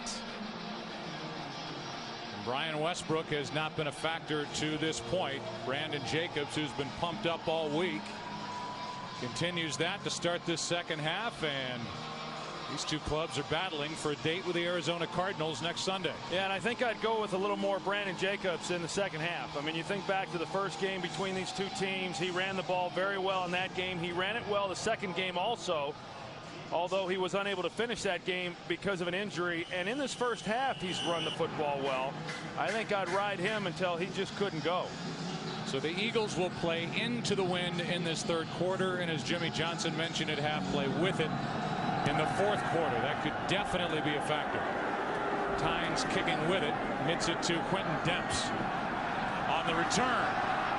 Plenty of room to run, and Demps is forced out by Tynes after a big return. Demps is out to the 47, and a 46-yard return gives the Eagles a great starting point here to start the second half. Yeah, kind of the way the game started with the Giants and Ahmad Bradshaw getting the kickoff and taking it down the field and giving his offense great field position. Demps does it here. And he's able to get to the edge. Good job of blocking. And so now the Eagles, who had 63 yards on their last drive after compiling only 34 before it, start with a throw to Avant. Jason Avant has become a favorite target for McNabb. Good for just 2. Down to the field, and Pam Oliver. Well, Joe, the Giants trickled into the locker room with a lot of animated voices saying, let's go. Let's get this puppy on the road. Tom Coughlin, meantime, said, at least we've got to get some drives going to get to the red zone at least. He also said that Eli Manning, I asked him, you know, is he kind of playing like he's frozen solid? He said, well, you know what? At least he's got to do is get some more accuracy than he has in the first half. Back to you. All right, Pam, thank you. This one is batted down and now ends up in the arms of Robbins. Big Fred Robbins is tripped up.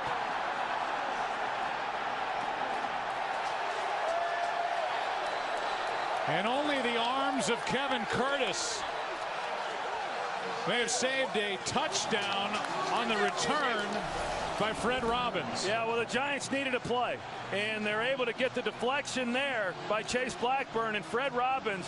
I mean, that's a pretty good move there by a big guy.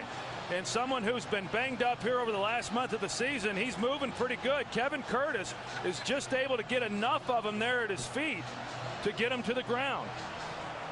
But Fred Robbins, I'll tell you, he's obviously a big guy. He's a big part of this defense inside.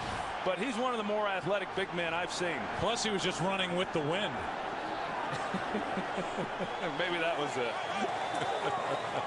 Here's Jacobs. Brandon Jacobs. Here come the Giants.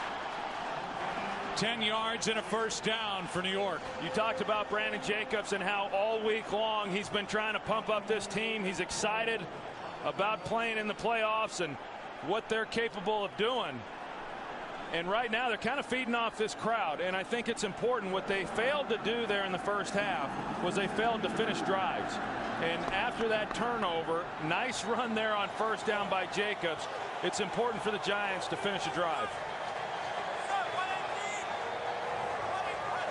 Something they have not been able to do yet. Jacobs cuts back, hits by many, including Gokong, the last one to throw a shoulder. Abi Amiri was in there at the beginning of it. A 5-yard run by Jacobs. But I was talking about, going with Brandon Jacobs, and right now he's leaving the game, and they're coming back in. Looks like with maybe Derek Ward, but nope, Derek Ward's on the sidelines as well. But on running down, no, Derek Ward is back in the game, but on running downs, Brandon Jacobs to me is the guy who needs to be in there. There's Derek Ward split out wide. The Eagles are playing defensively without Asante Samuel, who is in getting an IV. Third time inside the red zone. And this pass incomplete as Derek Ward started to run with it before he secured it. They've run that play a couple of times. And it's now 3rd and 5. And you can see the frustration on Eli Manning's face. And that's a hard catch. It's a catch that should have been made. But when you're talking about the receiver, Derek Ward, coming towards the quarterback, and then a ball being thrown at him with some pretty good velocity, that thing's pretty hard right now with the weather the way it is and coming at him pretty hot. One he certainly should have caught. And now a big third down as to whether or not they're going to keep this drive going or having to settle for yet another field goal. So now Quentin Michael is out on the sideline, looking at his left knee. Samuel is not on the field as well. 3rd and 5. Pass is behind Kevin Boss.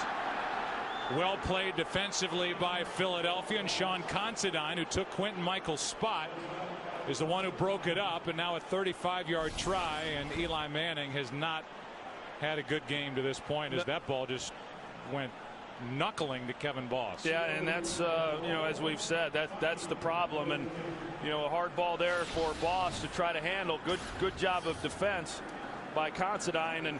And even though if they make this, they get 3 points and they're happy about that, that was a disappointing series for New York. 35-yard try by Carney, who has for the most part been Mr. Automatic all year for the Giants. 4th lead change of the day. 11-10 New York. Today's game on Fox is sponsored by Southwest Airlines. Low fares, no hidden fees. By Applebee's. It's a whole new neighborhood. By Best Buy. You happier. And by the all-new 09 F-150. It's not just a new truck, it's a new F-150. Asante Samuel just came back onto the field after getting IV fluids and missing that first defensive series after the interception by Fred Robbins. But now the Eagles offense about to get it back as Lawrence Tynes kicks it away. Another one for Quentin Demps from the goal line. And Demps out to the 25. Somebody lost a shoe out there. Kevin Curtis tackled Fred Robbins, saved a touchdown, and then Dawkins celebrates what was a defensive win for the Eagles moments ago. Starting at their own 25, now down by 1. Philadelphia fakes the handoff. They roll out McNabb, and the pass is off the fingertips of Brent Selleck. I'll tell you, neither quarterback has really been able to throw the ball with much effectiveness. And obviously the wind is playing a role in that. I think the cold is also. But even on some of these shorter throws, those are not difficult throws to make really under any conditions. And yet they've struggled even with some of the more simpler throws. Both quarterbacks are under 50% and under 100 yards throwing the football. Here is a carry for Buckhalter out to the 30, a gain of 5, but a penalty flag comes in.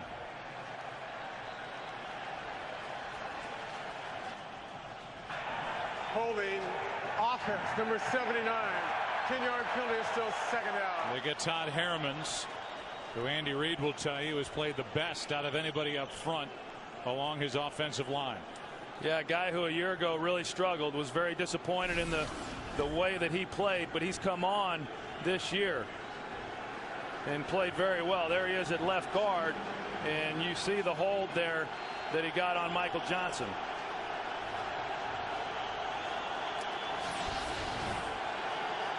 Now Quentin Michael limps off.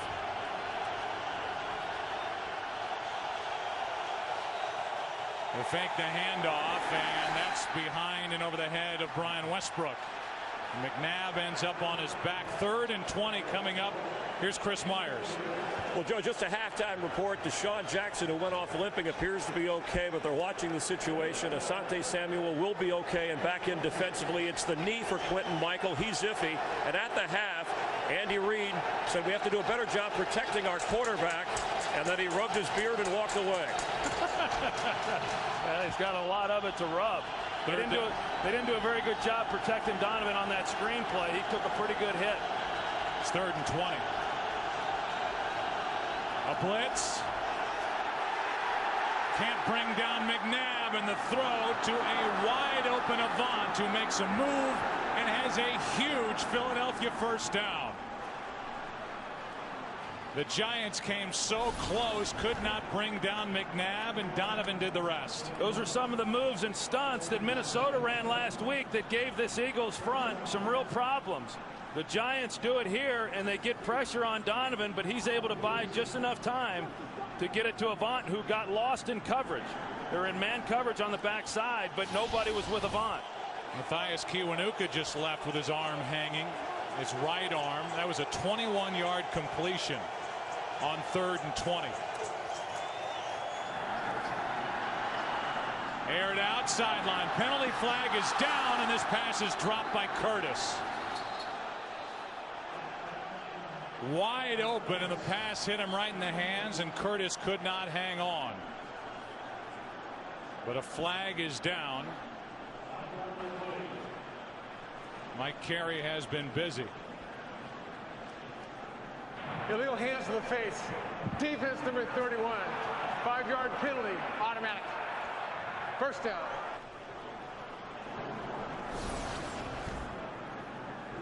Well, here's Kevin Curtis on the outside. Donovan's able to get the safety, Kenny Phillips, to bite on Avant inside, and a perfect throw to Kevin Curtis.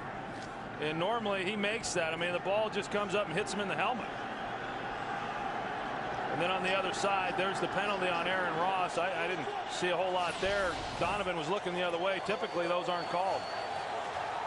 On first down, McNabb hits Buckhalter, who gets popped by Antonio Pierce, and then Pierce gets hit by Barry Cofield.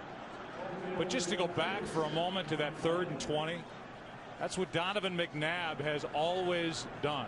Kept the play alive with his legs, didn't go down, and ends up completing it to Avant. Now as the drive continues, here's Pierce getting hit by Cofield, and he's got to be happy just to be able to get up after that. Yeah, I agree with you on Donovan. I mean, many times when, and we talked a little bit about it even last week, that when they create big plays, it's because of Donovan buying himself some time. Over the middle, McNabb hits. And this time, Kevin Curtis is able to hang on. A 15-yard completion, and the Eagles have it moving now. Yeah, you know, for an Eagles offense that had been struggling throughout that first half, and then when the Giants got that field goal, and right before the end of the first half, you've seen this offense really come alive a little bit, and Donovan's starting to settle in and starting to make some better throws, and they were starting to move it before Fred Robbins got the interception, and now here they come right back trying to answer off the field goal that New York got. Here is Buckhalter, left side. Good play made by Butler. James Butler came up in run support, made the hit, no gain, 2nd and 10. Yeah, and New York defensively has done a good job of shutting down this run. And, you know, in years past, Philadelphia, even though they didn't run the ball a lot, they ran it very well the few times they did run it. This year, they've not been good running the football, whether they've run it a lot or run it very few. Steve Spagnuolo doing doing a nice job here, not letting them get Brian Westbrook going on the ground. 2nd and 10, another blitz. Johnson gets there late. The pass is out of the reach of Avant. Michael Johnson coming on the blitz, could not get to McNabb.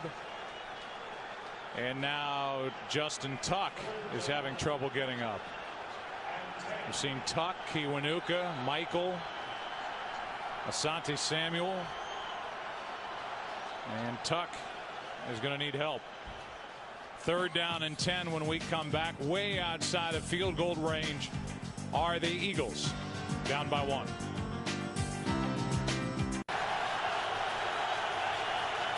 Third down and 10.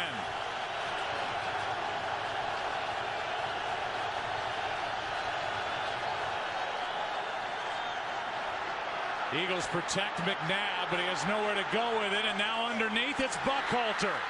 Another 3rd down conversion, now 5 for 8 for the Philadelphia offense. 19 yards and a 1st down.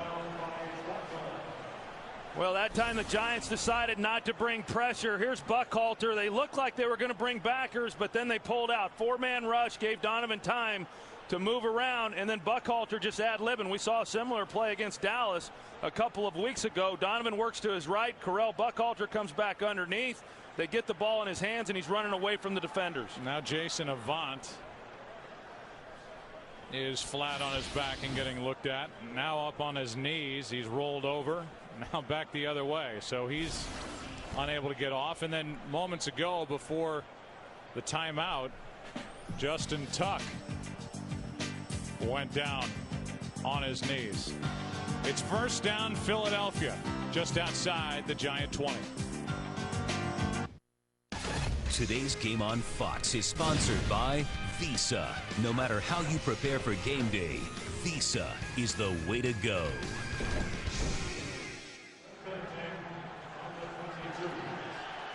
Steve Spagnuolo still trying to figure out a way for his defense to get a sack on McNabb. They do have a safety on him in this game, which is the difference on the scoreboard right now.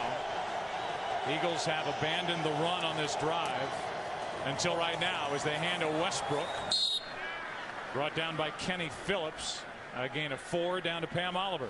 Well, Joe, Justin Tuck, he has aggravated that injury he's been struggling with, and that's his knee and the lower leg area. They retaped his left knee. He is back in the game, as you see, and we'll have to watch, I guess, for his effectiveness. Back to you. And Pam, they move him all over the defensive formation. Now he's at left end. On 2nd down and 5. McNabb, Westbrook overthrown, and again McNabb ends up on the ground looking for his top target. And going into that corner of the end zone is probably the most difficult throw for any quarterback in this stadium. That's where the wind is really swirling a little bit differently than it is anywhere else. You're into the wind, but there's a little bit more action going on. And this was a ball that typically Donovan will be able to complete. And it's a good route by Brian Westbrook. He's open, an easy throw under normal conditions, but these aren't normal conditions. 11th play of this drive. It's 3rd and 5.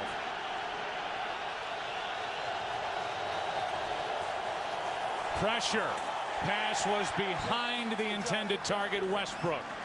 Kiwanuka was coming, and McNabb had to get rid of it. Yeah, and that's why, you know, at the end, if things continue the way that they have, and people look at the numbers and say, wow, neither team had a sack, as was the case the last time these two teams played, with the Giants not able to get Donovan to the ground. But yet pressure is still an important part of it. And they have been able to get pressure on Donovan, and that last one forced Donovan to get the ball out sooner than what he had wanted, and that's why they failed to convert. 35-yard try for the lead. Akers drills it, and he has now made 17 straight postseason field goals, a new NFL record. McNabb got the team down the field and back on top.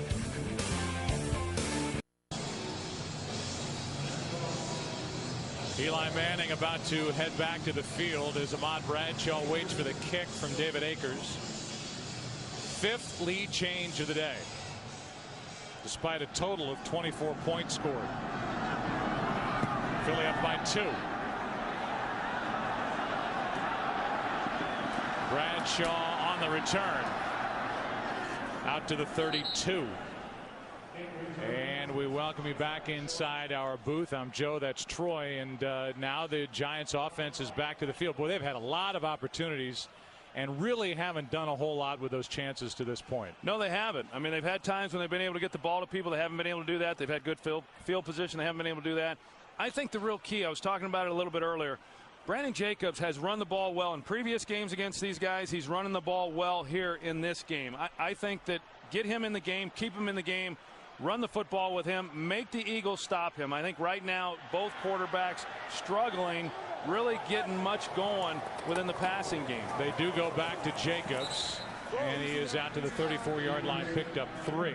And yet, I know you well enough to know that you believe at some point Eli Manning is going to have to figure out how to control these throws and going to have to make some play down the field to give his team a chance to win. Well, the way this game is unfolding, I think that's going to be the case, whether it's the Giants or whether it's Philadelphia. It just is shaping up to me that field goals are great, but somebody's going to make a play in the passing game and should be able to, because they're overloading in the run defense, that these receivers are afforded some real opportunities.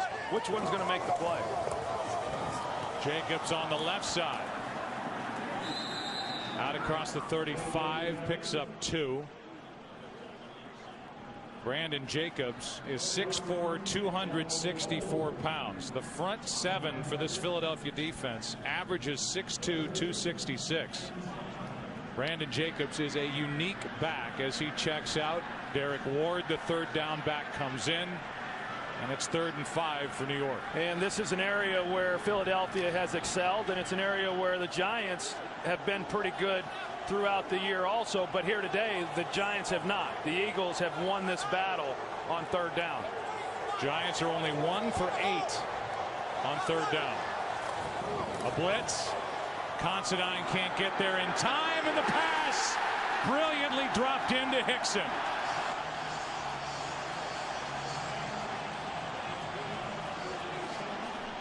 Not only the best throw of the day from Eli Manning, but it came at a good time on 3rd and 5. Yeah, because Considine, he comes as the safety blitz, and Eli hangs right in there.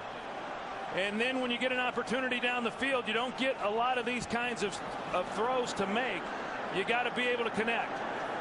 And Hickson doing a good job of getting down the field with pretty good coverage, but a perfectly thrown ball by Eli Manning. Hickson dropped one downfield against the Eagles earlier in the year, this time in the bigger game. Play clock was at 1.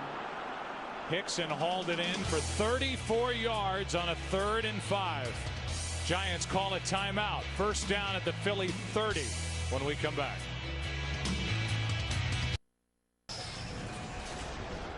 First player depicted in that little video piece, Concrete Charlie. All the names through the years, whether it was Randall Cunningham or Jason Sehorn or the last person on that list, Plexico Burris.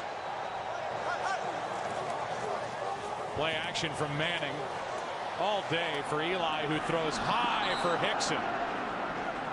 That pass sailed out of the hand of Eli Manning. Sheldon Brown with the hit after the ball went through the hands of Dominic Hickson. It was good coverage there by Philadelphia. As you saw, Eli had a lot of time to find somebody, just nowhere really for him to throw it. But I want to go back to the timeout. You know, on a big play like they had there to Dominic Hickson, it's important because the play clock starts immediately. You've got to get into the huddle and you got to get out of the huddle. That timeout could prove costly as we move through this game. That is something that has plagued Eli Manning certainly over the years as Brandon Jacobs tries the right side. And well played. Gokong gets credit for the tackle, but he had help up front. How would you like this big body headed towards you, Brandon Jacobs? Yeah, well, I wouldn't.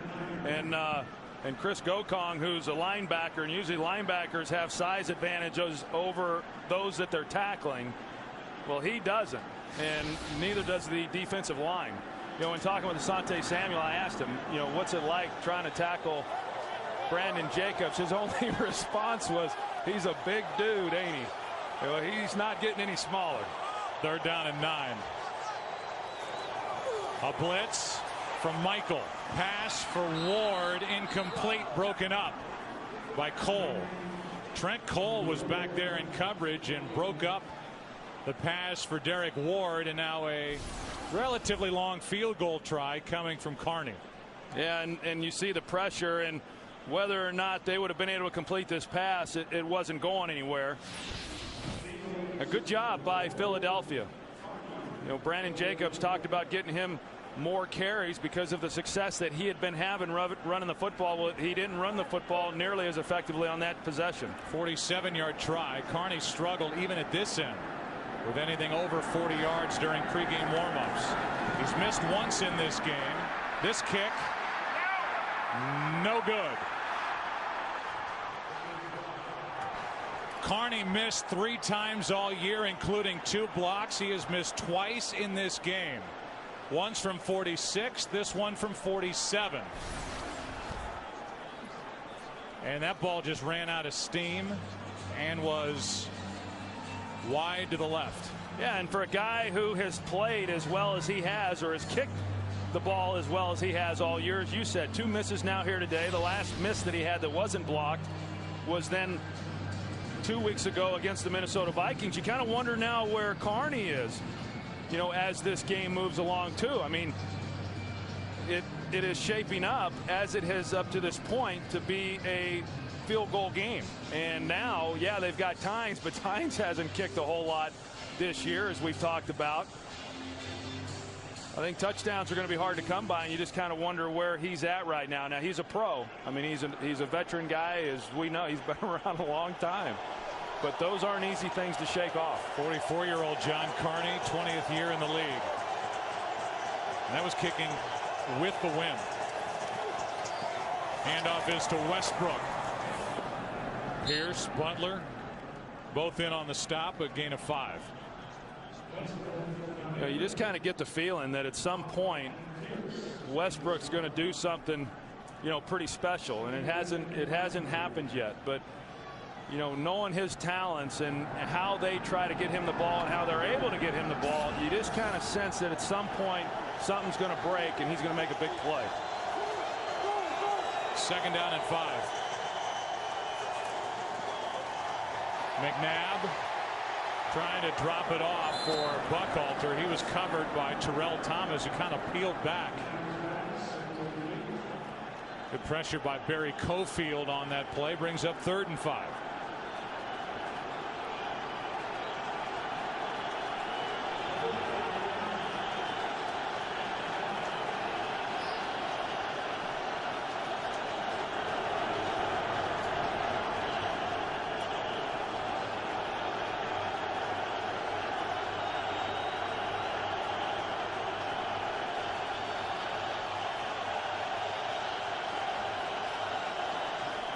And on 3rd down, the pass is caught by Curtis. 1st down, an 8-yard completion to Kevin Curtis. I tell you what, that is a great throw by Donovan McNabb. He's got pressure in his face. Kevin Curtis runs the route. Great coverage by Corey Webster. But because of where the ball was thrown, you're going to notice that it's on his back shoulder and away from coverage. And if he had led him where normally the ball you want to put it, I think Corey Webster then was in a great position to be able to knock that one down. Philly now 60% on 3rd down conversions offensively, 6 for 10. McNabb throws, and this one's broken up by Webster, and they'll throw a flag. Webster interfered with Kevin Curtis, and Tom Coughlin is all the way out onto the field.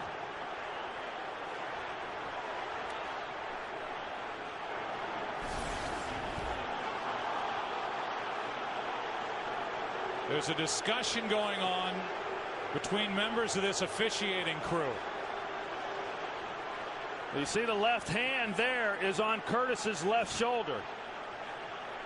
And I think that's what drew the penalty. There was no foul for defensive pass interference. All the action was legal. 2nd down. Well, one official overruled the other.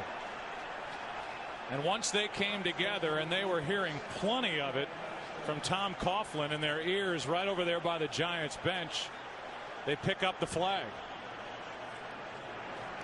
But so often you see when that left arm, kind of like a hooking action, goes around the body, they'll throw the flag, but they pick it up. Yeah, the official that threw the flag, had a pretty good vantage point there, and he's the one who saw that left hand. 2nd and 10. Timeout, Philadelphia.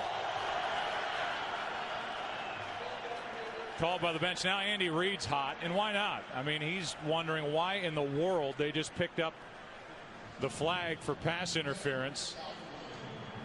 And I frankly don't blame him. No, I don't blame him for being hot either, and they're probably telling him for the same reason that we took that run off the board there before the end of the half. So they're picking up flags in this game. They didn't throw a flag in that Baltimore-Tennessee game, which is something that will be talked about all week, with no call for a delay of game. And you see that grab, a little bit of a turn of the shoulder on the part of Webster. There it is, the left hand on the left bicep of Kevin Curtis, and then the good play with the right arm. And it was that man right there, the side judge, who threw the flag down the field. And there's not a lot there. I mean, if they had not have called it, I don't think anybody would have been yelling and screaming that, hey, that should have been pass interference. I think what Andy's upset about is the fact that a flag was thrown, and if you throw the flag and deem it to be pass interference, then don't let the fact that Tom Coughlin's over there on that side of the field then talk you into picking it up. 2nd and 10. McNabb over the middle. L.J. Smith is ripped down, and there may have been a face mask in there on the tackle by Pierce. Antonio Pierce got a lot of the face mask of L.J. Smith right there. Personal foul, major face mask, defense number 58. From the end of the run, automatic, 1st down. So 21 yards total on that play, a 6-yard completion, and then the face mask. Yeah, and then you see the job that they're doing on Justin Tuck. I mean, he's gotten everybody's attention. They say 22 eyes on Westbrook. I'm not so sure there's not 22 eyes on Justin Tuck right now in the protection that they're putting on him. And he looks gassed out there. We saw him go down a little bit earlier. It looked at that time like Antonio Pierce was telling him to go down to get a little rest. Pass to Curtis. Blackburn can't bring him down, and Kevin Curtis is down inside the 15 to the 14-yard line. Play was over. Ball came out after Curtis was down, and that's good for 15 yards and another Philadelphia 1st down. Zone coverage there, and Kevin Curtis just throttles it down so that he's in a clear window and showing his numbers there to Donovan McNabb. Good route there by Kevin Curtis, and good after the catch. Still no sacks for the Giants.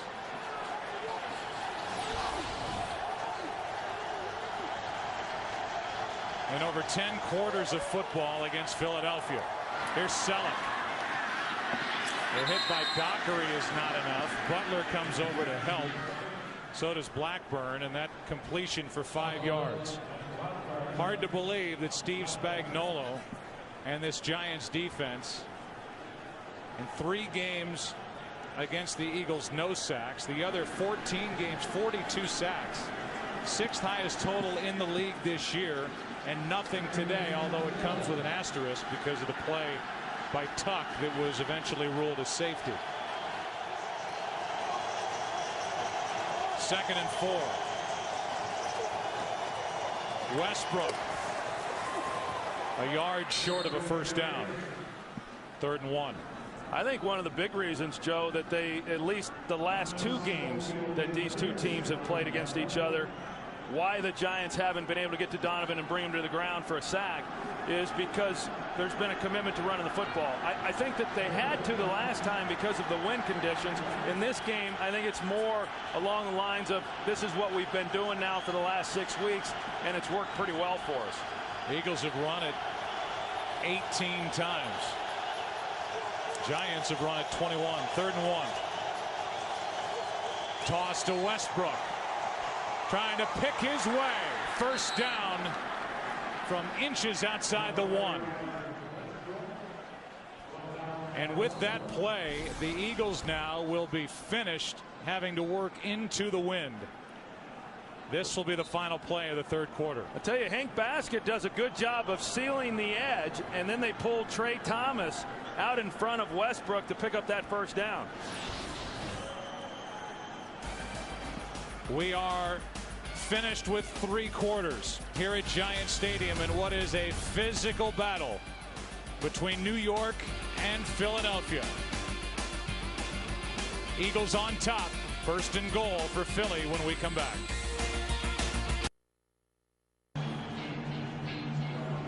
What an opportunity in front of the Philadelphia Eagles. They have a first and goal. The ball is at the 1. A touchdown and an extra point would make it a 2-score game. And the Giants will have to work into the wind here in the fourth quarter. Road teams in the playoffs so far are 4-2. Fake the handoff, the flip for Selleck, and a touchdown for Philadelphia.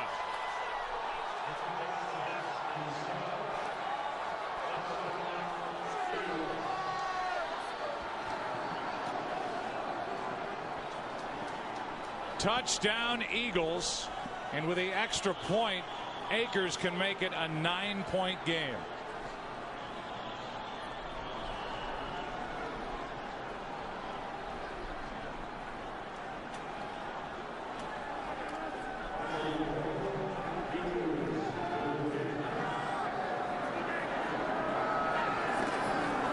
Good snap, good hold. It's 20-11.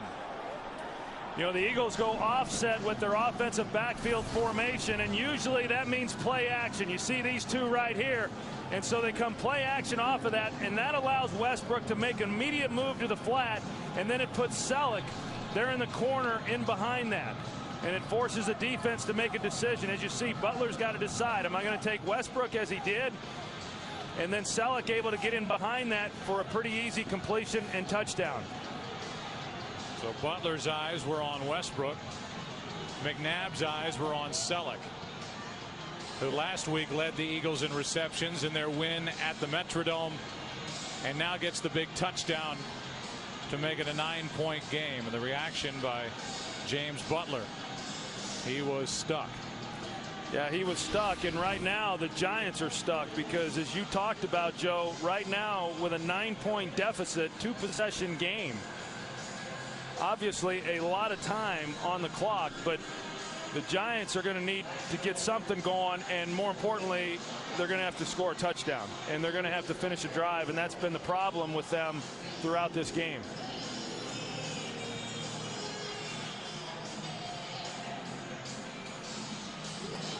So an 11-1 start for the Giants. Lost 3 of their last 4 coming in.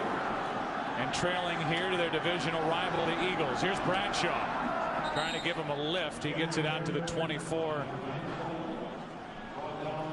27-yard turn by Ahmad Bradshaw. This February, the world's best drivers return to Fox to drop the flag on another intense and thrilling season of NASCAR with the 51st running of the Great American Race. Plus, Grammy Award winner and country music superstar Keith Urban will perform during the Daytona 500 pre-race show. Fox Sports, the exclusive home of the Daytona 500. It all begins Sunday, February 15th in high def.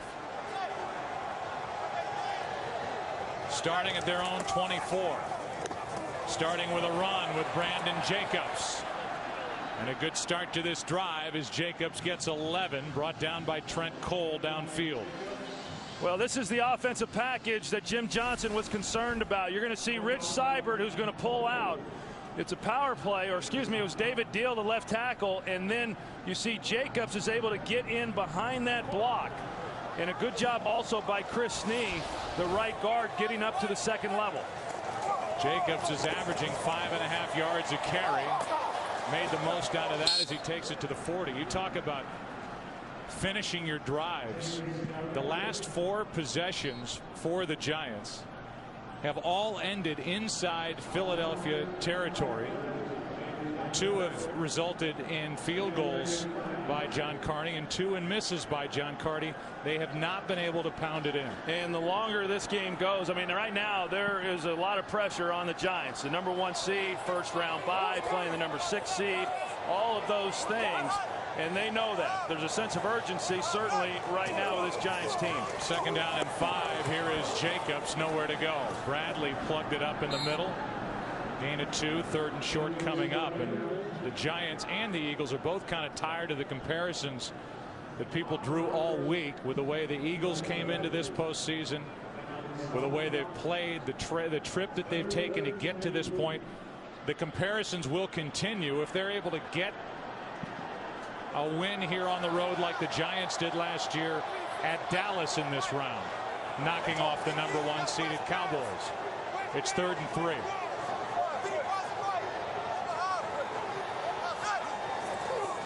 Handoff is to Ward inside, and Derek Ward fights.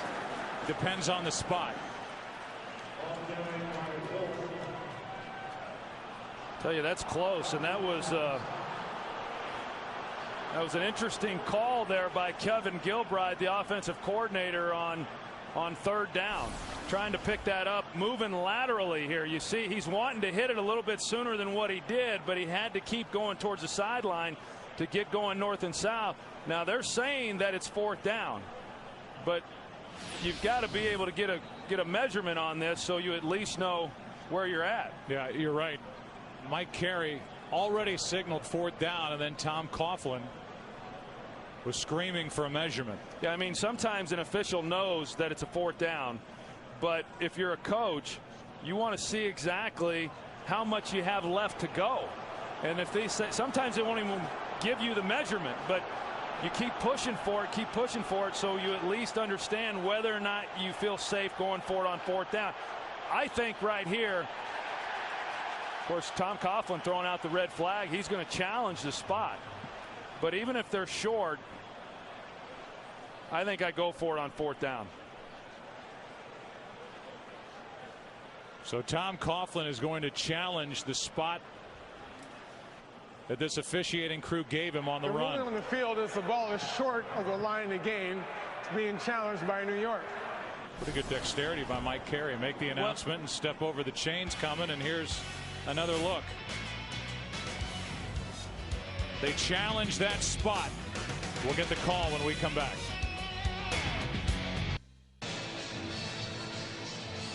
We've looked at it a number of times, and I think most of us are in agreement that the crew put the ball in the right spot. Yeah, that's about the line where they got to gain in order to pick up the 1st down. In fact, you could almost argue that they should move the spot back a few more inches, that the Giants would lose a few inches. Now, this is an interesting challenge to me by Tom Coughlin, because to challenge that, I think you've got to be pretty certain you're going to win the challenge in a game like this, because if they don't win the challenge, now they're going to be down to 1 timeout left with a full quarter left to be played. And in all likelihood, this game's going to come down to that timeout being very meaningful, and they've already burned 1, with the timeout that Eli had to take. The ruling on the field is correct. Therefore, New York is charged with their 2nd team timeout. And I would say this along those lines, Troy. Tom Coughlin is standing right there. And I think either with his eyes or with his heart, he thought that Derek Ward had enough for the 1st down. He threw the flag, and now Eli Manning back into the huddle, and on 4th and inches, the Giants will go for it. Down by 9 at their own 45. Hold on. Till we're back. Rest, well, I would think this would be a quarterback sneak. Rest till we're back. Here we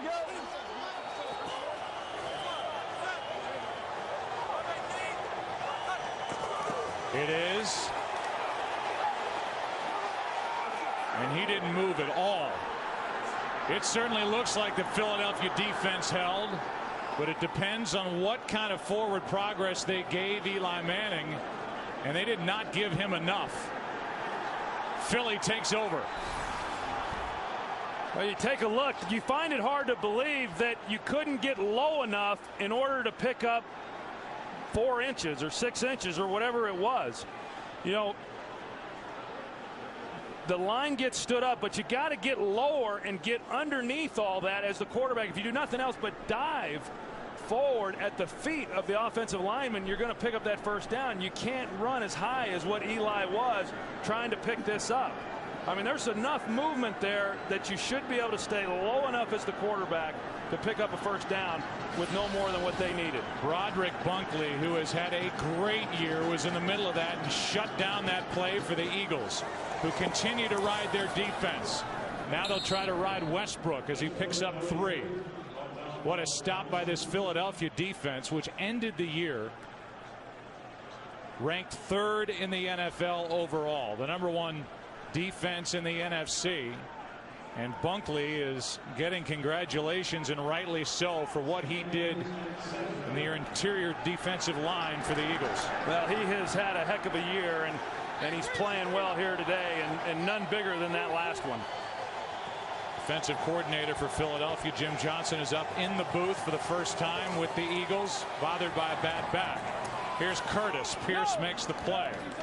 Curtis is down at the 45 yards short of a first down. So 3rd down and 5. Well, this is a big 3rd down. No question about that. I mean, if they pick this one up, in all likelihood, they're going to have an opportunity to at least tack 3 more points on the board. Now the Giants ask for a stop from their defense.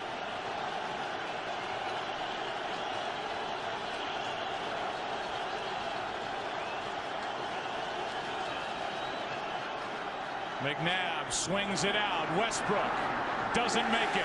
Good play by Corey Webster. I tell you, that is a great play by Corey Webster. When Westbrook caught this, I thought automatic first down. And Corey Webster comes in and gets lower than Brian Westbrook, hard to do, and stops him clean in his tracks. You see Webster, he's retreating, sees that Westbrook has it, comes right at him. You know, how many times do you see a defensive back just dive at a runner's ankles?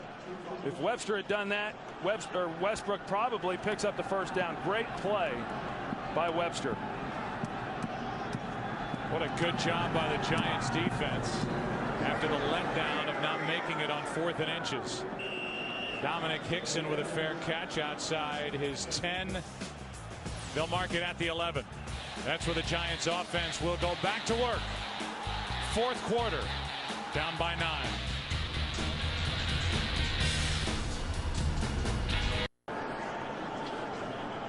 Any way you look at it, Eli Manning has had a poor game. 9 of 21, 121 yards, no touchdowns, an interception early that led to 7 points, picked by Asante Samuel, and now starting at his own 11, down by 9.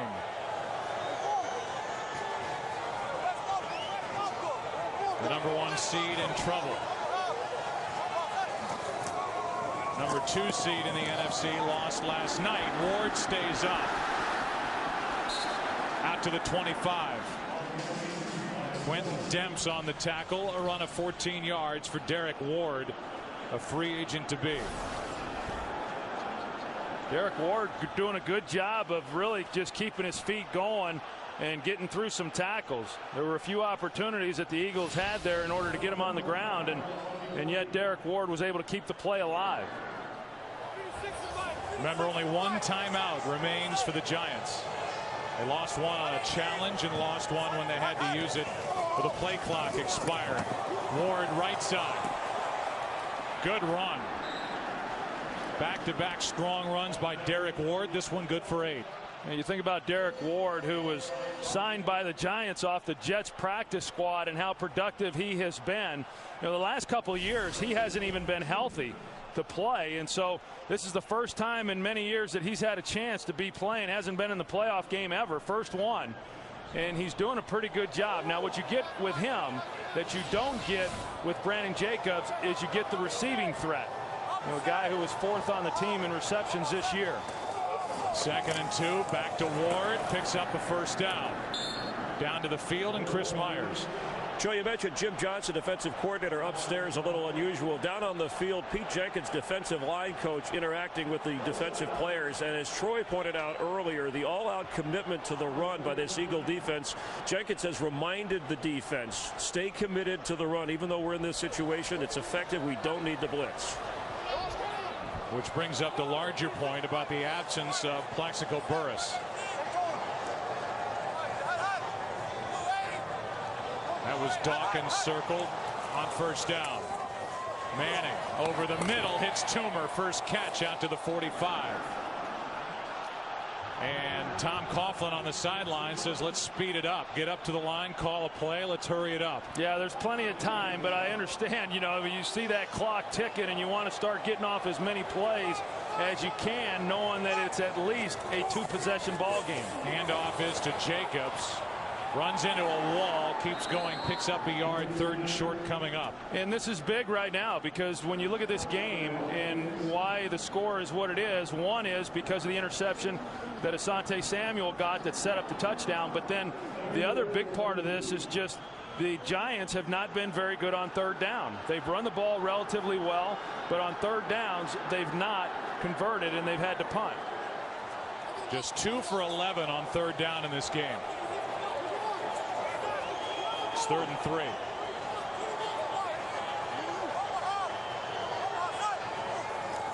A direct snap to Ward running right. Parker makes the play for Philadelphia. What a good play by Jaquay Parker. And now it's 4th down again for the Giants. They went for it before. And they're going to go for it here. Yeah, and I think that they should, since they did previously. But this is the 2nd time now on 3rd down that the Eagles have been able to stretch the running play. And both times it's been Derek Ward. You know, he wants to be able to hit that thing much sooner than what he's able to. But because of the play of Jaquay Parker and the others along that defensive line, they've been able to stretch it out and keep them from picking up the 1st down. It's 4th down and 2. They stay on the ground with Jacobs. Jacobs doesn't appear to have enough. It depends on the spot. He appeared to be a half-yard short. Stuart Bradley, middle linebacker, made the play. Well, there just wasn't much movement inside. Take a look and see, and you see that right there, Broderick Bunkley is the one who holds it up. But Broderick Bunkley, for the 2nd time on 4th down, he does it. On the previous 4th down, he did it. On this 4th down, he holds up Sean O'Hara, the center, and backs him right into Brandon Jacobs. We're going to have a measurement. Certainly looked like Jacobs was short, and on 3rd and short and then 4th and 2, they take the ball out of the hands of Eli Manning, try and run to pick up the 1st down.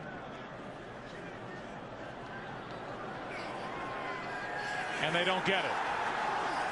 Back-to-back series, the Philadelphia Eagles defense wins the battle with this Giants offensive line, and they take over, up by 9, under 6.5 to play.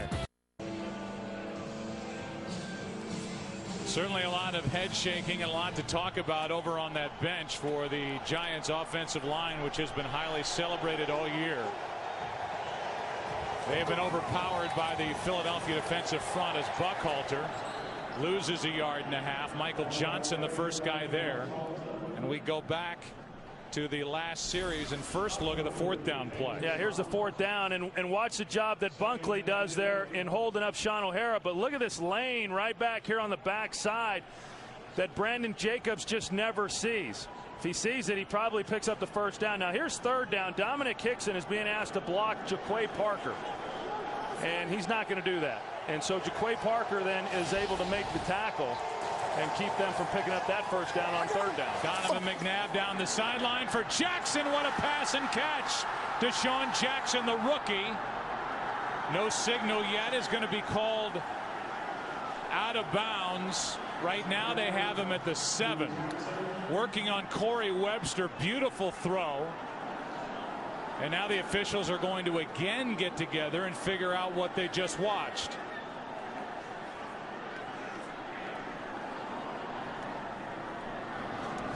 Well, I'll tell you what, I think Corey Webster has had himself a good ball game. And you get in this situation and you're playing tight because of the situation. You can't play soft. You got to play physical. Deshaun Jackson with great speed goes by him, and a well-thrown ball. And you can see that Jackson keeps his feet in bounds, and they have just placed the ball at the 1. 1st and goal, and this could be a knockout blow. A 48-yard completion to Deshaun Jackson. Westbrook gets it and cannot get in. Tripped up and brought down at the 1. 2nd and goal.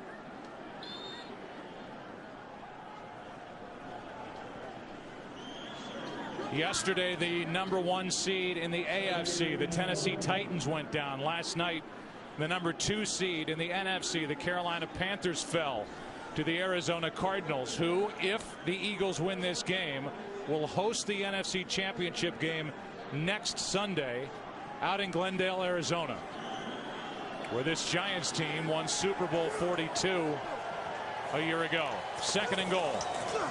Here's Westbrook. Cannot get anything. In fact, lost a yard. And this is a big opportunity for this Giants defense to keep it to within reason. It's a 9-point game. If the Giants defense can force the field goal, it becomes a 12-point game, and you're still within 2 touchdowns of winning.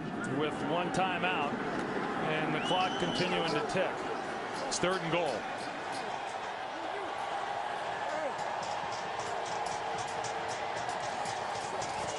McNabb rolls right, throws it right into the turf, incomplete for basket.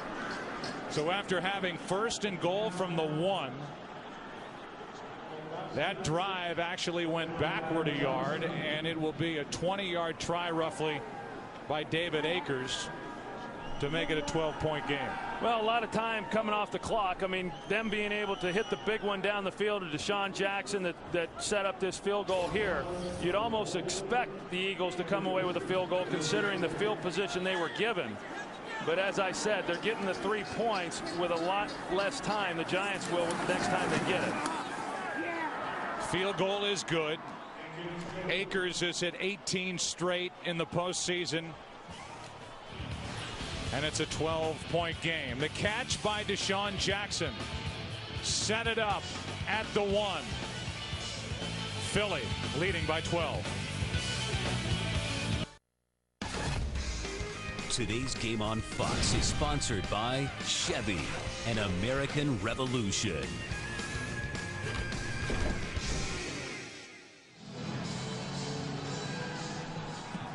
David Akers kicks it away.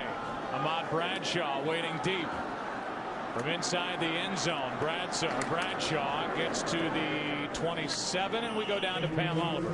Oh, well, Joe, the Giants are starting to get that look about them. It is not a desperate look altogether, just one of concern as they keep waiting for something good to happen. OCU Manuris down here trying to keep the defense pumped up, and into this game, they keep trying to stay up. You can tell the Giants are, but the clock is ticking, and they hear it, and a whole lot of faces, a whole lot of people just shaking their heads. All right, Pam. Well, OCU Manura was lost in August, put on IR, their big difference maker on defense.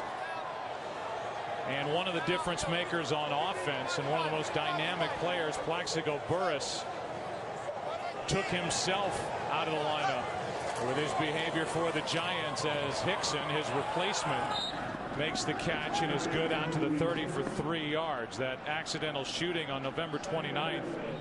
Burress, who played in 10 games this year, he is gone. He's been gone down the stretch, and the Giants are in danger of losing their 4th game in the last 5 tries without Burress if they can't rally.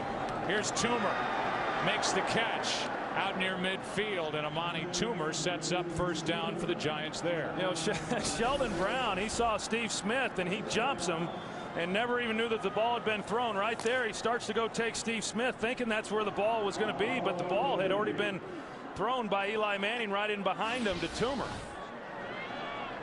So 1st down at midfield, and Jim Johnson not shy or bashful at all to talk about the absence of Plaxico Burress and how they can now load up to stop the run. That's exactly what they've done all day. What they've had to do on the last 2 drives that have ended with the Giants turning it over on downs, and now Eli Manning turns it over with his arm. 2nd interception, this one by Quentin Michael. Yeah, they were loading up throughout this game to stop the run, but on this possession, they were playing coverage all the way, knowing that the only chance the Giants have to get back in this game is to make some big plays throwing the football. And Quentin Michael, you're going to see he's sitting back here in a cover 2 defense. And Eli thought that Steve Smith was going to get to the middle. But even with that, that's a ball that got away from Eli. It's a high throw, no chance of completing it. And an easy interception for the Eagles. And on the back end of it, at the end of a rotten day, Eli Manning gets a shot from this Eagles defense. And that look says it all by Manning, who didn't play like this at all during the playoffs last year or into the Super Bowl for Tom Coughlin. Yeah, or even really this season, because he has done a good job all year of not throwing the interceptions. And the first one that he had today, really changed the tone of this game right from the beginning. Timeout is taken by the Giants. They are finished in that category. Final timeout. And so Eli Manning, who through the end of the calendar year 2007 had played in 59 games, had suffered through 81 giveaways and had a record of 30-27. Once last January rolled around and the playoffs started, he'd gone 20 games and given it away a total of 13 times, was 16-4, but in this game 2 interceptions, a completion percentage for Eli Manning that is well below 50%. And a quarterback rating of 33.8. Well, it had been discussed all week long about where are these Giants, having lost 3 of 4. Where are they coming into the playoffs? And, as you would expect, the players said, hey, we're fine. We're not worried about it. We rested players the last week of the season against Minnesota. We played when we had to against Carolina. But they were sleepwalking a little bit there the last month, and they've not played well in this game. Donovan McNabb gets away from Tuck. Picks up about 9 before he's forced out by Chase Blackburn. The Arizona Cardinals await the winner of this game in this postseason. Kurt Warner with a 93.9 quarterback rating. Larry Fitzgerald was so good last night and has been through the postseason, as has Edgerrin James. 9 takeaways and a touchdown for Clancy Pendergast's defense. And Anquan Bolden injured in the wild card game, bad hamstring. And his status for next Sunday is unknown. It was an unsportsmanlike call against Donovan McNabb for what he did over on the bench, which marches the ball back inside the 30 to the 26. And what drew the flag? Donovan McNabb picking up the phone on the Giants bench. Sometimes I don't know what runs through that guy's head. I mean, that's silly and unnecessary, and drew the flag. And I know there's been a lot of frustration on the part of Donovan McNabb getting benched in that November 23rd game against Baltimore. He's played very well since, and he's got his team steered toward the NFC Championship game. It'll be his 5th, but that was over the top. You think back to the last time the Eagles played Arizona, and that was right after Thanksgiving, or it was Thanksgiving, and how well Philadelphia played. That's the game that got them going. That's the game that ignited them, and it was a pretty good whipping they put on the Arizona Cardinals. Now, that was at Philadelphia. It'll be interesting to see how this championship game goes next week, but the Arizona Cardinals aren't the Eagles may not even be the same team they were at that time. We know the Cardinals aren't the same team that the Eagles faced then. Here's the punt by Rocca, with Hickson having to backpedal inside the 15. And Dominic crosses the 20. Kyle Eckel on the stop after a return of 8 yards, 57-yard punt. I mean, let's be honest. So you and I, and take away the phone thing on the sideline here a second ago, you and I were going into that last game of the regular season. You know what happened on the final day. Everything had to break right for the Eagles just to get into the playoffs, and it had to end with them taking apart the Dallas Cowboys, which it did. Donovan McNabb, so much was written this could be the last game for McNabb. Not just McNabb, but Andy Reid with the Eagles, which for some would be hard to believe, but it was at least in the conversation. And now, considering the run that they've been on, here's Andy Reid, who's about to head to his 5th NFC Championship game in 10 years with Philadelphia. But yet I think once the Eagles got into the playoffs, I don't think this comes as a real big surprise. Coming up on a 2-minute warning, Manning almost threw another in and out of the hands of Chris Clemens. Trying to get it to Sonoris Moss. This has been a rough day for Eli Manning and a lot of celebrating by the Eagles. 1:58 left.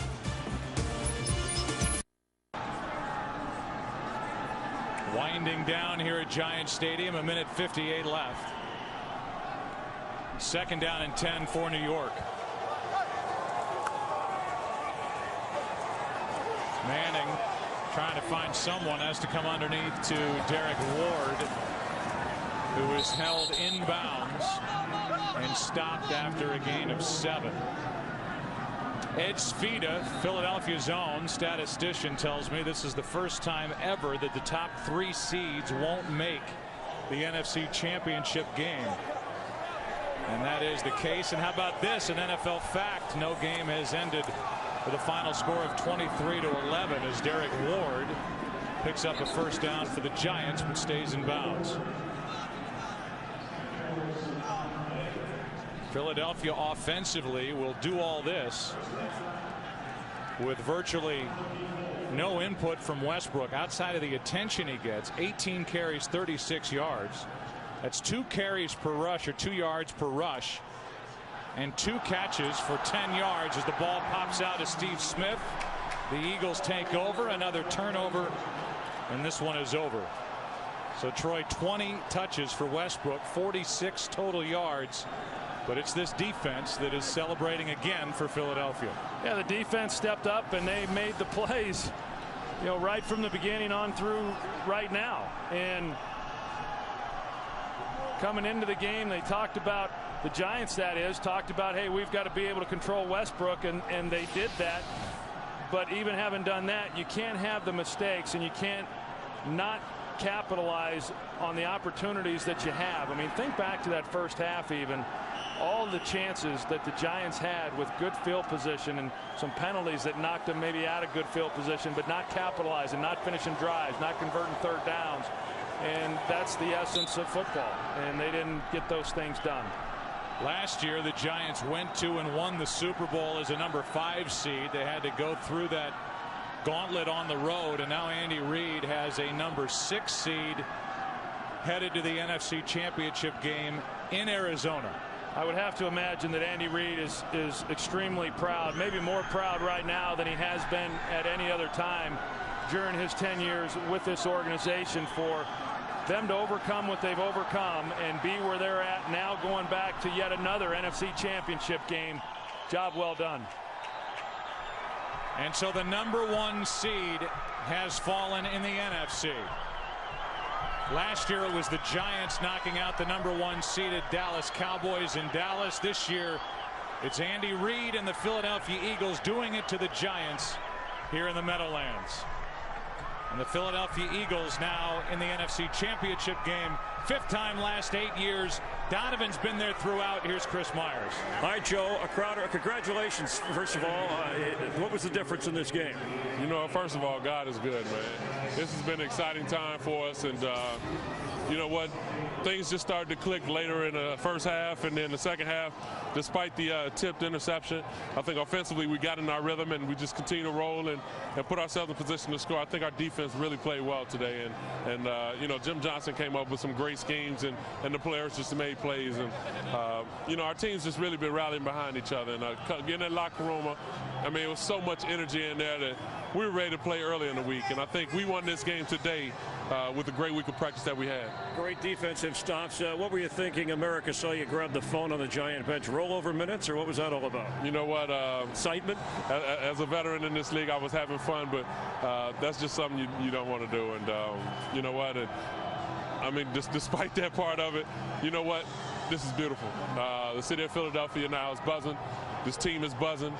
We're looking forward to going back to obviously my part of town now, Arizona, and it's a little warmer than it is here. Yeah, and Arizona, it's where the streak began, right? I mean, after the benching, now you face the Cardinals with a chance to go to the Super Bowl. I mean, you know what? I don't even go back that far because it feels like it was years ago, and you know, we're playing a team that's obviously playing well at this particular point, but we are too. So it's going to be a grind, and you got two teams putting everything on the line, obviously, to take that extra step. All right, we'll see you in Phoenix. Thank you. All right, Donovan McNabb, a touchdown through the air and on the ground, Joe. All right, thank you, Chris. Congratulations to the Philadelphia Eagles. There's Big John Runyon.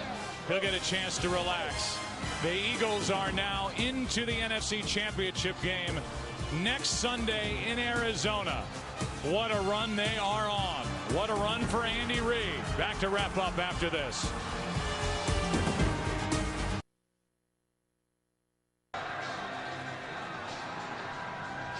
There is the final 23-11 in this divisional playoff game. Our UPS leaderboard. UPS, what can Brown do for you? The day for Donovan McNabb, Brandon Jacobs, 92 yards and a losing cause. Deshaun Jackson, the rookie.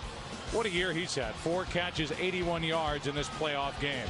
So the Philadelphia Eagles, the number 6 seed, will visit the number 4 seeded Arizona Cardinals next Sunday. The AT&T postgame show is coming up with Kurt, Terry, Howie, Michael, and Jimmy, as we will wrap up our day from Giant Stadium. For Troy Aikman, Pam Oliver, Chris Myers, our producer Richie Zients, director Artie Kempner, I'm Joe Buck.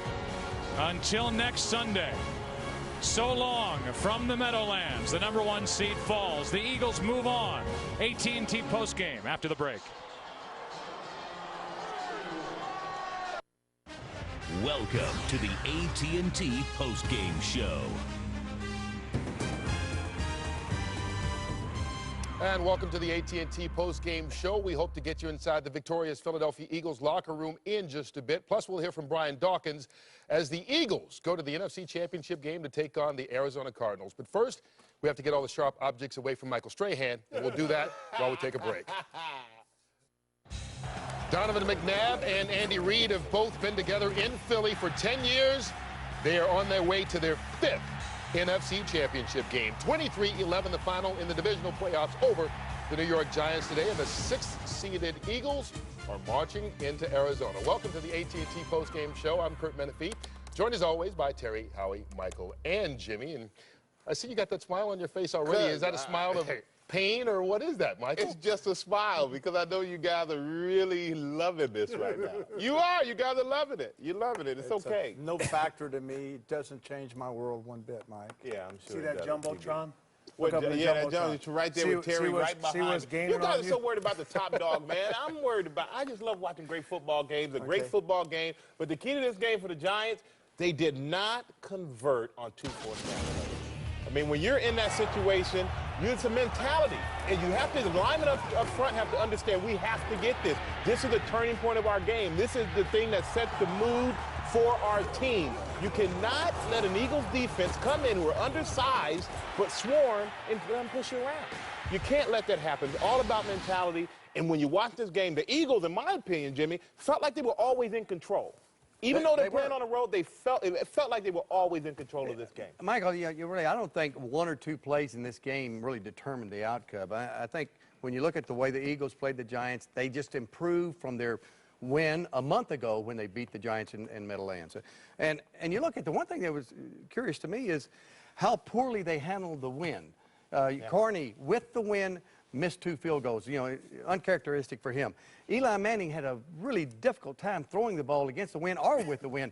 And one thing that could have helped, if Tom Coughlin would have deferred to start the ball game off, they would have at least had the win in the 4th quarter to help Eli Manning out. Yeah, we've seen it with Dallas before, with Jim Johnson. The more times he sees an offense, the better that defense plays. 36 points in the first game, 14 in the second, 11 in this game. We talked about it in the pregame. With the win, if you take out the run game, who throws a better ball in the win?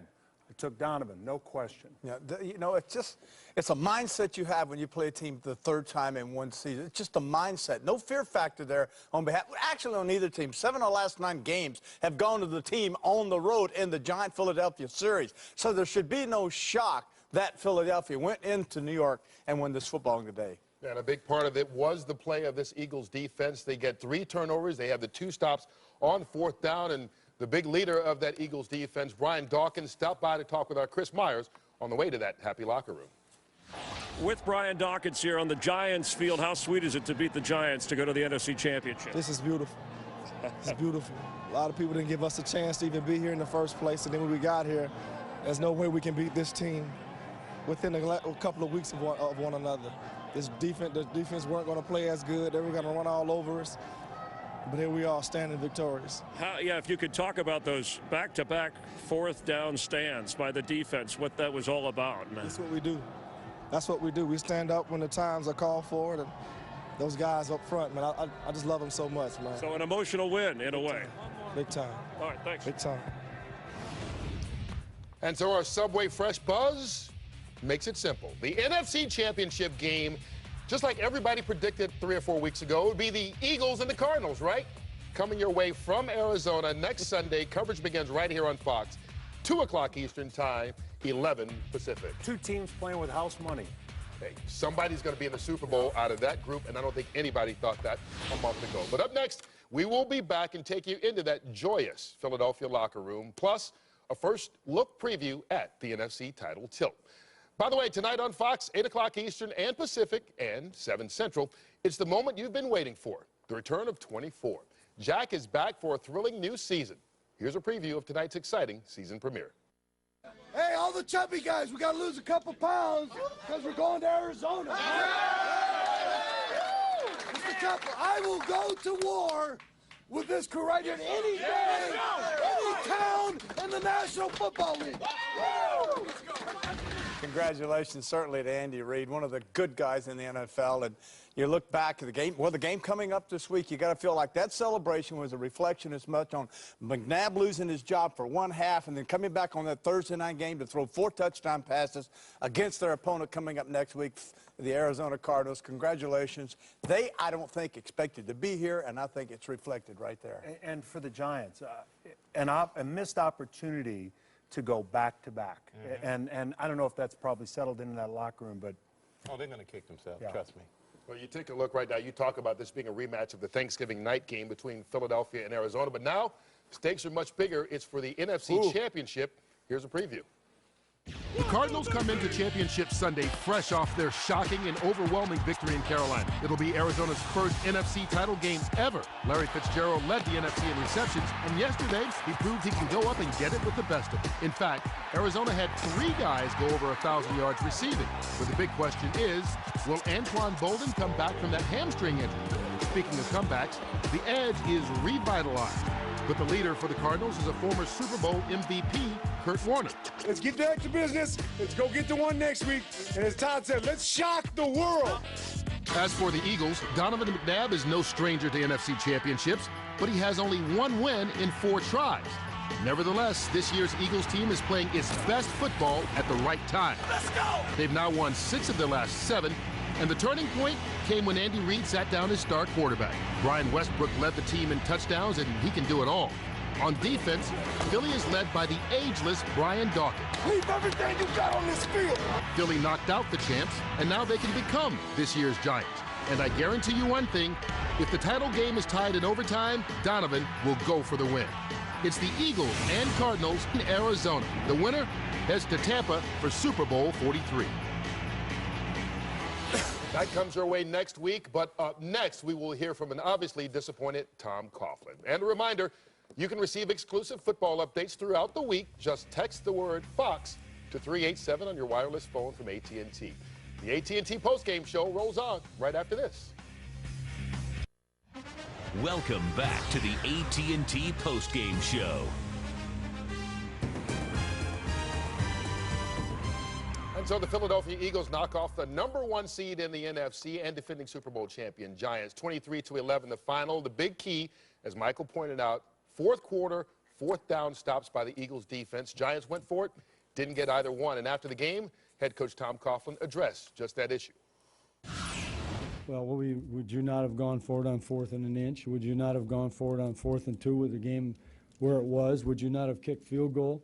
I mean, we're still making the legitimate, logical calls were made. Now, were they successful or not? You have to take a case by case. You know, But I don't think those issues were we were not able, when we were down in the fringe of the green or in the green, you have to score touchdowns. I mean, that's what our game is about. If you're going to separate, you have to have touchdowns, and we didn't do that today. And so the defending champs are done, but the Eagles march on. The Eagles and the Cardinals will play for the NFC Championship next Sunday right here on Fox. Our coverage begins at 2 o'clock Eastern Time, 11 a.m. Pacific. And guys, here in this divisional round, both #1 seeds in the AFC and NFC, home field advantage, all that stuff, didn't matter. They lose to the 6th seed here. And now let's look at the NFC. You've got an Eagle team that is on a run against a Cardinal team that has come back from the dead. Yeah, you look at Philadelphia in these playoffs. I don't know that anybody's playing any better defense than Philadelphia right now. And Jim Johnson, defense coordinator, was up in the press box because of a bad back today. As good as they played defensively, he may stay in that press box. It's a good seat for the NFC Championship. If I were a coach, I'd coach my team not to be the #1 seed. The way things are turning out? Yeah, the way it turns out. I think when you sit at home, you have that week, you don't have that, you're not on the road like you usually are when you're playing. You're not as sharp. And that's what I think has haunted all the teams in the playoffs. But I think Philadelphia, as you said, the defense is so good, that's going to be an Achilles heel for Arizona. But for 10 years, it was 80% win for the team that had But now, to buy. over the last 2+ years, 4 and 7 teams with the first-round bye. The interesting seed. Both of these teams are playing with house money. Neither team expected to be here. Well, yesterday's game and this game so far, 12 turnovers have been committed by the team that lost, only 3 by the winners. And the #2 team in creating takeaways all year long was Arizona. Count Atlanta and count yesterday's victory. It is 39 takeaways. So don't be surprised by this great defense in Arizona. While you're throwing out numbers, noon Eastern Time next week. We won't be on because we're not on until 2 o'clock Eastern Time with the pregame show for the NFC Championship game. And then, don't worry about the pain. Don't forget, show me the 24 tonight, 8 o'clock Eastern. Congratulations, Donovan McNabb 7 and the o'clock Philadelphia Central. Eagles. Make sure you catch it because Jack is back. We will see you to celebrate the NFC Championship game next week. Donovan McNabb and the Eagles are there. Promotional consideration paid for by